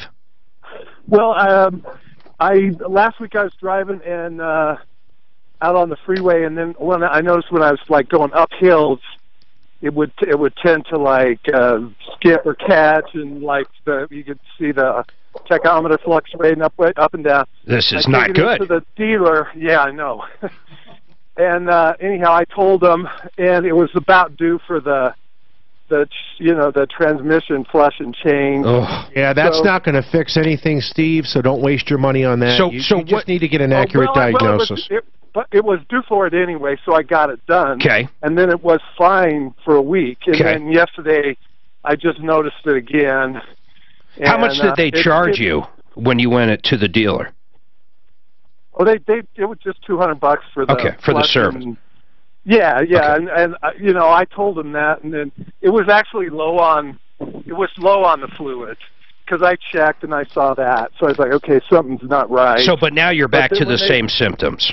Yeah, now I'm back to the same symptoms. So bring it up to Mark here. Where are you at anyhow, roughly? I'm in Centennial. Perfect. He's right off Santa Fe. They have a deal right now. Listen to me. You can, in fact, if you want, in fact, I'd rather you do it this way. Bring it to a dealership and say, how much is it going to be to fix? They're going to tell you it's going to cost $700 or $800 to tear it apart. Then they'll tell you. If you bring it over to Mark, he's not going to charge you anything, and he'll tell you exactly what it needs. Exactly, Steve. Be more than happy for to help zero. your family. I'm just curious, though, is that something that you've encountered before? Because the other thing is, like when I'm still driving on flat surface right now, there's no issues at all. So it just seems odd to me. It only happens when it's under a load. So, Steve, we've been at our location for 30 years. We've almost seen it all. So if he was on a flat, if he was just on I-70 out in Kansas and gunned it and just was really giving it to it, it could happen? Sure, absolutely. And the longer he drives it, the worse it's going to get, too. And, Well, I always want to tell all the listeners is when a service is due on a transmission, don't do a service if there's an issue with the transmission. Because you're wasting your money. Exactly. Get the issue resolved first. Steve, just get it looked at, man. No one else that I know of will look at it for free. They basically told me they thought that was the issue. They go, well, look, you're, and I think when they changed the fluid, and then very bad advice. It was okay. Yeah, and then when I drove it, like I said, it was fine for a week. Yeah, and then it went. Okay, so are you guys open on Saturdays? We are closed Saturdays and Sundays. You know what, though? Monday He'll make the exception for you and be there Sunday. Yeah, just give me a call 10, 11 o'clock at night, and I'll run down there. Now, give your number out real quick, Mark. 303-781-9858. Ask for Scott, and he'll get you all taken care of. All right. Thanks, Steve. Okay, and what's the name of that place again? Budget A1. It's right off Santa Fe and roughly what? Dartmouth, just south of Dartmouth on Santa Fe, 3201. Yeah, get it down there. Make an appointment. They're the only ones that I know that'll tear apart your transmission for free and give you an estimate. I know no other company that'll do it. You guys heard that before, and I thought the same thing before I took it into them. Okay, thanks a lot. All right, Steve. Hey, Jeff is on a referral list. He owns City Lock of Boulder. Jeff, what do you got cooking, man? Make it a good deal.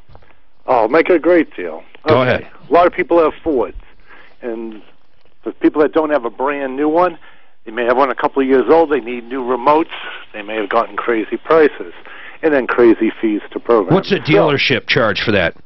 I don't know what a dealership gets for it. I don't worry about what the dealerships charge because I'd spend all day comparing. But they tend, from what clients tell me, what they get quoted is insane. And we cover older models as well as current. But Fords tended to use a particular pair of remotes for a lot of years.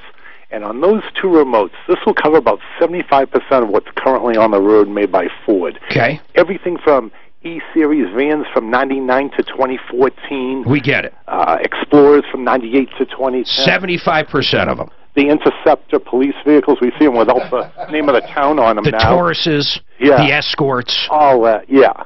The Model T. Everything that's separate from the key. And just about everything, if it's separate from the key, this one should be the right one. And we have the full list of these. We're going to try to get it on referral Let's go list. through the full list. Are you kidding? No. Oh, my God. You got to make me do that. Jeff, what's the deal? All right. Wait, you want me to do the list? No, God, no. I don't want you to do the list. Okay.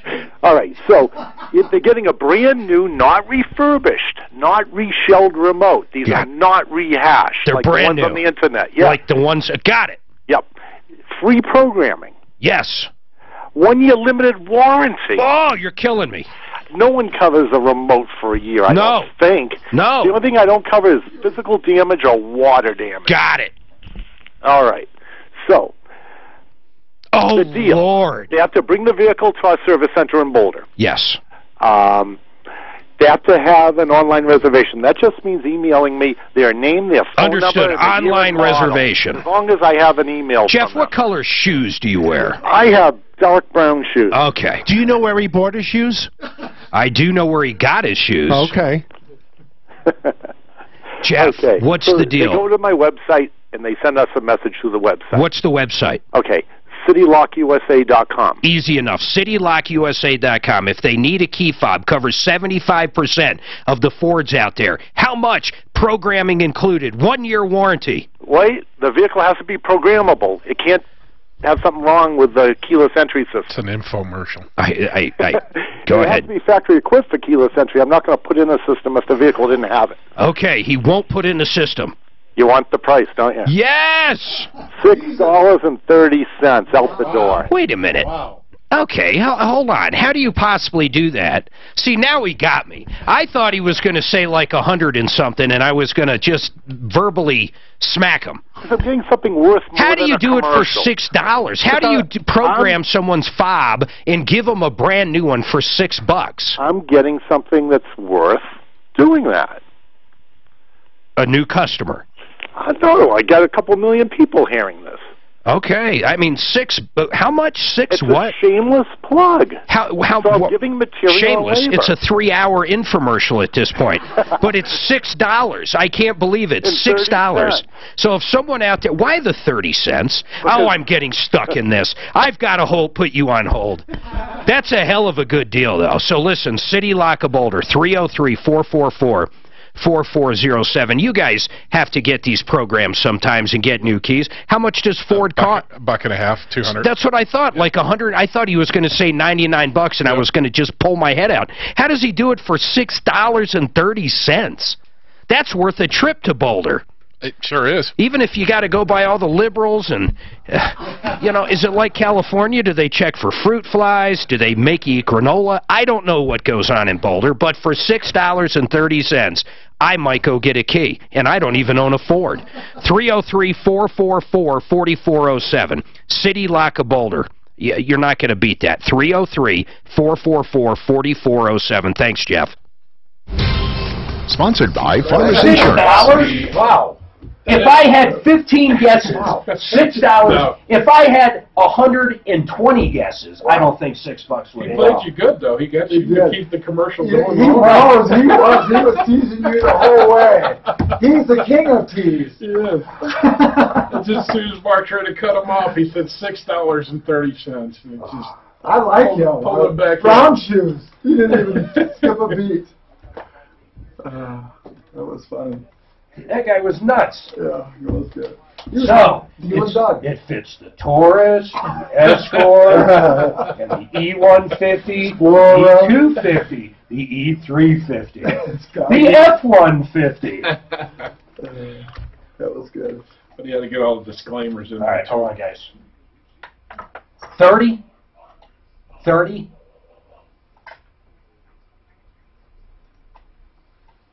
All right, listen, Joseph A. Lazera, he is the absolute real deal. He's a criminal attorney. If you've been in trouble, maybe a DUI, shoplifting, assault, he's actually worked for people that have shot police officers, and I know that one firsthand. Well, that sounded stupid. No, I did not shoot a police officer, no matter how that... Damn it! That did not come off good. But I'll tell you this, if you need the best attorney out there, it is Joseph A. Lazera. Seriously, on DUIs and stuff, if you don't have representation, it can be a horrible, horrible thing. It can change your life. If you don't take that breathalyzer, there's numerous different steps you can go through to possibly keep your license. But if you don't have an attorney, it's probably not going to happen. And do not talk to the district attorney or anybody, even the police, you know, if you think you're guilty of something until you get an attorney. Joseph A. Lazera, in all practices, is the best. DUI, shoplifting, assault, like I said, almost everything out there. Seriously, folks, if you need a good one, write it down. You'll never know when you need them. 303-429-6200. Joseph A. Lazera, 303-429-6200. And by the way, unlike any other attorney I know out there, he does flat rate pricing. So if you do get in trouble, he's not going to say, oh, that's $300 an hour. So if you need him right now, call him up, 303-429-6200. In the third hour, I don't care if I go over sometimes. And I did. I literally said, I shot a cop in so many words. I know. He even has represented someone that shot a cop. And I have firsthand experience. Damn it. Experience in a monkey's I remember when I was little, Kevin, don't you? Huh? From the same era here, the Monkees. Oh, yeah. I thought they were the greatest. I thought they were good. Yeah. You got they outsold the Beatles in 1967. Yeah. Really? Literally. You got a special? Tom special? Free checkup. Free inspection? Free inspection. Okay. Bring it in, Marky? check it out. Free check it out. Normal? Yep. Yeah. Dan, you got any specials for Dan's list? Free. Free. free. $6.30. Wow. I got you, though. How do you even, I still don't even understand. You would think the fob itself costs more. And he said the programming was included, so it's not like you buy the key and then he charges you. And a 1-year warranty. I want to pick up a bunch But the warranty doesn't include the following. Water damage, gasoline damage, Kool-Aid damage. And of course, Stepping on your the car key. has to have a remote before I can put it. I'm not going to install it. Yeah, you're right. All right, 303-713-8255. We have an I was going to say joke going on with the Monkees versus the Beatles, but it's not. It's dead true, and you can look it up anywhere, and the facts are the facts. The Monkees outsold the Beatles in 1967, and Martino can't stand it. He can't stand it. It drives him insane that it's correct. Now, he'll come out and say everything in the world why it happened, but I never argued why or why it didn't happen. All I said was it's a fact, and it is a fact. Not only that, a lot of people don't realize this. Not only did the Monkees outsell the Beatles in 1967, they also outsold the Rolling Stones the same year. In fact, both of them combined. Now, I would assume the TV show just came out that year. I don't even remember why, but they did. They outsold them. Greg, you've gotten a comment on not just that, but your experience at a Monkees concert. Yeah, Mark, it was incredible. I got to see them the day after Christmas, 1966, and they had the most amazing introduction in concert history. It's fun. What was it? What they did... They had the Beatles come out and open for them. Yeah. Well, not that one, but do you remember the era of the women screaming? And once a girl started screaming, the girl with her started screaming, and then it just spread all over the Yeah, you see it on the old black and white videos. Yeah, but the mob mentality of that is hard to believe unless you're in it. So this was that time. So what they did was they had a warm-up band, then they were setting up the Monkey stage, blah, blah, blah, and then they turned off the house lights, and the spotlights were sweeping across the stage, and they played their introduction to their TV show. Oh, hey, hey, we're the Monkees. Hey, hey. No, first start out, here we come. Oh, yeah, that's right. Walking down the street. Then when the drum roll hit, or when they goes, hey, hey, we're the Monkees, the house lights go out. All they got are strobe lights on the stage, and these two huge speaker boxes open up, and the Monkees come out from inside there, waving their arms and their hair. And the girls go nuts. They went nuts. And they said later that Mickey and Mike could look at each other, and they were 5 feet away, and they couldn't hear each other what they were saying. Oh, that is funny. Greg, it sounds like you really loved it, man. It was. It was amazing. Thanks for sharing that with us. Have you ever seen the Beatles while I got you? No, didn't get to see them. They did outsell. The Monkees outsold the Beatles in '67. That is crazy, isn't it? Well, it was that time, though. It was, man. They had the TV show. They were popular as hell. Greg, we appreciate you sharing that craziness. I know what they mean, though, when those girls start screaming and yelling. Sometimes when I leave the building... I was hoping you weren't going there. Suzanne gets jealous. Go ahead, babe. You can join in. Oh, yeah. All those ladies out there. Whew. Now, granted, some of them are on walkers. Tom, give me a special. Tom, by the way, Tom Maggio. So I was thinking I could do, in honor of losing my leg recently, half-off deal, right? But I'm thinking to give you a leg up on the race of life, right? Okay, now that you brought that up, where does a one-legged man eat? You got me. IHOP. IHOP. I like that. You know, my wife asked me, because I'm going to get a robotic limb, right? She goes, well, what happens if you run out of battery? I said, well, the limb goes into limp mode. You know, it's kind of weird. You're going to have a pretty cool, it's not, do they even call them a prosthetic anymore? I think it makes coffee, and it's got that, I ordered the RoboCop attachment where the gun comes out on the side just for enforcement purposes. That's pretty cool. And he can cook a hamburger on the left side, or a $1 steak if you listen to the show. No, but getting serious, we're going to give everybody that calls up today a free courtesy inspection, top to bottom. Period. We're going to look at your vehicle. And I'll tell you, I'll even go a little bit further. If you call in and set up an appointment next week, we're going to do your oil change for free, too. How's that sound? Oh, my God. Free inspection, free oil change. And this guy, wow. Okay, Tom Maggio. Mark and Tom and Martino? They're in Longmont. So listen, write this down. I'm going to do this for you so people aren't calling during the podcast. It's got to be today, Friday, today. So if you're listening to the podcast right now, it's no good, and I'm doing that for your own good. 720-340-4024. Go meet Tom. Go meet the gang. You're going to get a free oil change. They'll give you an inspection, the whole bit. 720-340-4024. That might be the best screaming deal we heard. Now, Budget A1, yours is simple. You got a noise in that transmission, you've brought it somewhere, and they basically say, hey, it's going to cost $500, $600, $700 to tear it down, tell you what you need. Mark and the gang at Budget A1 are going to do it for free. Absolutely. Free tear down and inspection on your transmission. You can't beat it. And we're also home of the no-charge check procedure, too, so we do that for free. Yeah, we're free diagnostics. Kevin, give me something. All right. Top what he did. How about 5 free alignments? First 5 that call, either store, Lakewood or Aurora. Yeah, but you're going to say alignment checks. No, alignment. Alignments. Boom. Tow. Plus parts, most cars, all the standard. You know. Yeah, normal, but 5 free alignments. 5 free alignments. I used to get a Goodyear, I charged $79 for an alignment. 5 of them. That's first 5 only. They can set it today and get it whenever. Set it today, get it done before the end of the month. All right. You know, just get it done whenever. Sheridan Auto Tech, 303-455-7242. You can't beat that. If you just got new tires, a discount tire, or somewhere that doesn't do alignments, 303-455-7242. First 5 only. Those cost money. He pays the text for that. Understand, these are real deals. That's it. I mean, my God. Dan, any specials for Dan's list? I'm going to think of one. The funniest thing I ever saw. So Al Aramis one time, he was going to run a $9.95 oil change, but it was going to start, and it was only for like the first 5 on a Thursday. Dan calls up on Wednesday, booking the first one before we even did it. I mean, come on, Dan-o. It happens. All right. We've got a lot going on. Tommy Boy will be back with us, of course, coming up Monday. I hope you guys have a very safe weekend. Be careful in the snow. Yeah, be careful for real. Remember, 303-MARTINO and referralist.com. All right, guys. All right. Good. I couldn't believe that's $6. That's a good one, Tom. That's a good special. That's a hell of a You're going to have that phone ringing. That's a hell of a You should have limited it to how many. Now, the problem is, I did say set an appointment, so at some point I could say we're just. I just figured out. So we're booked. You're gonna have some fucknut show up there with the diesel. Oh, right, yeah. All right. You know it's gonna happen. Yeah, no, I got a couple cases in the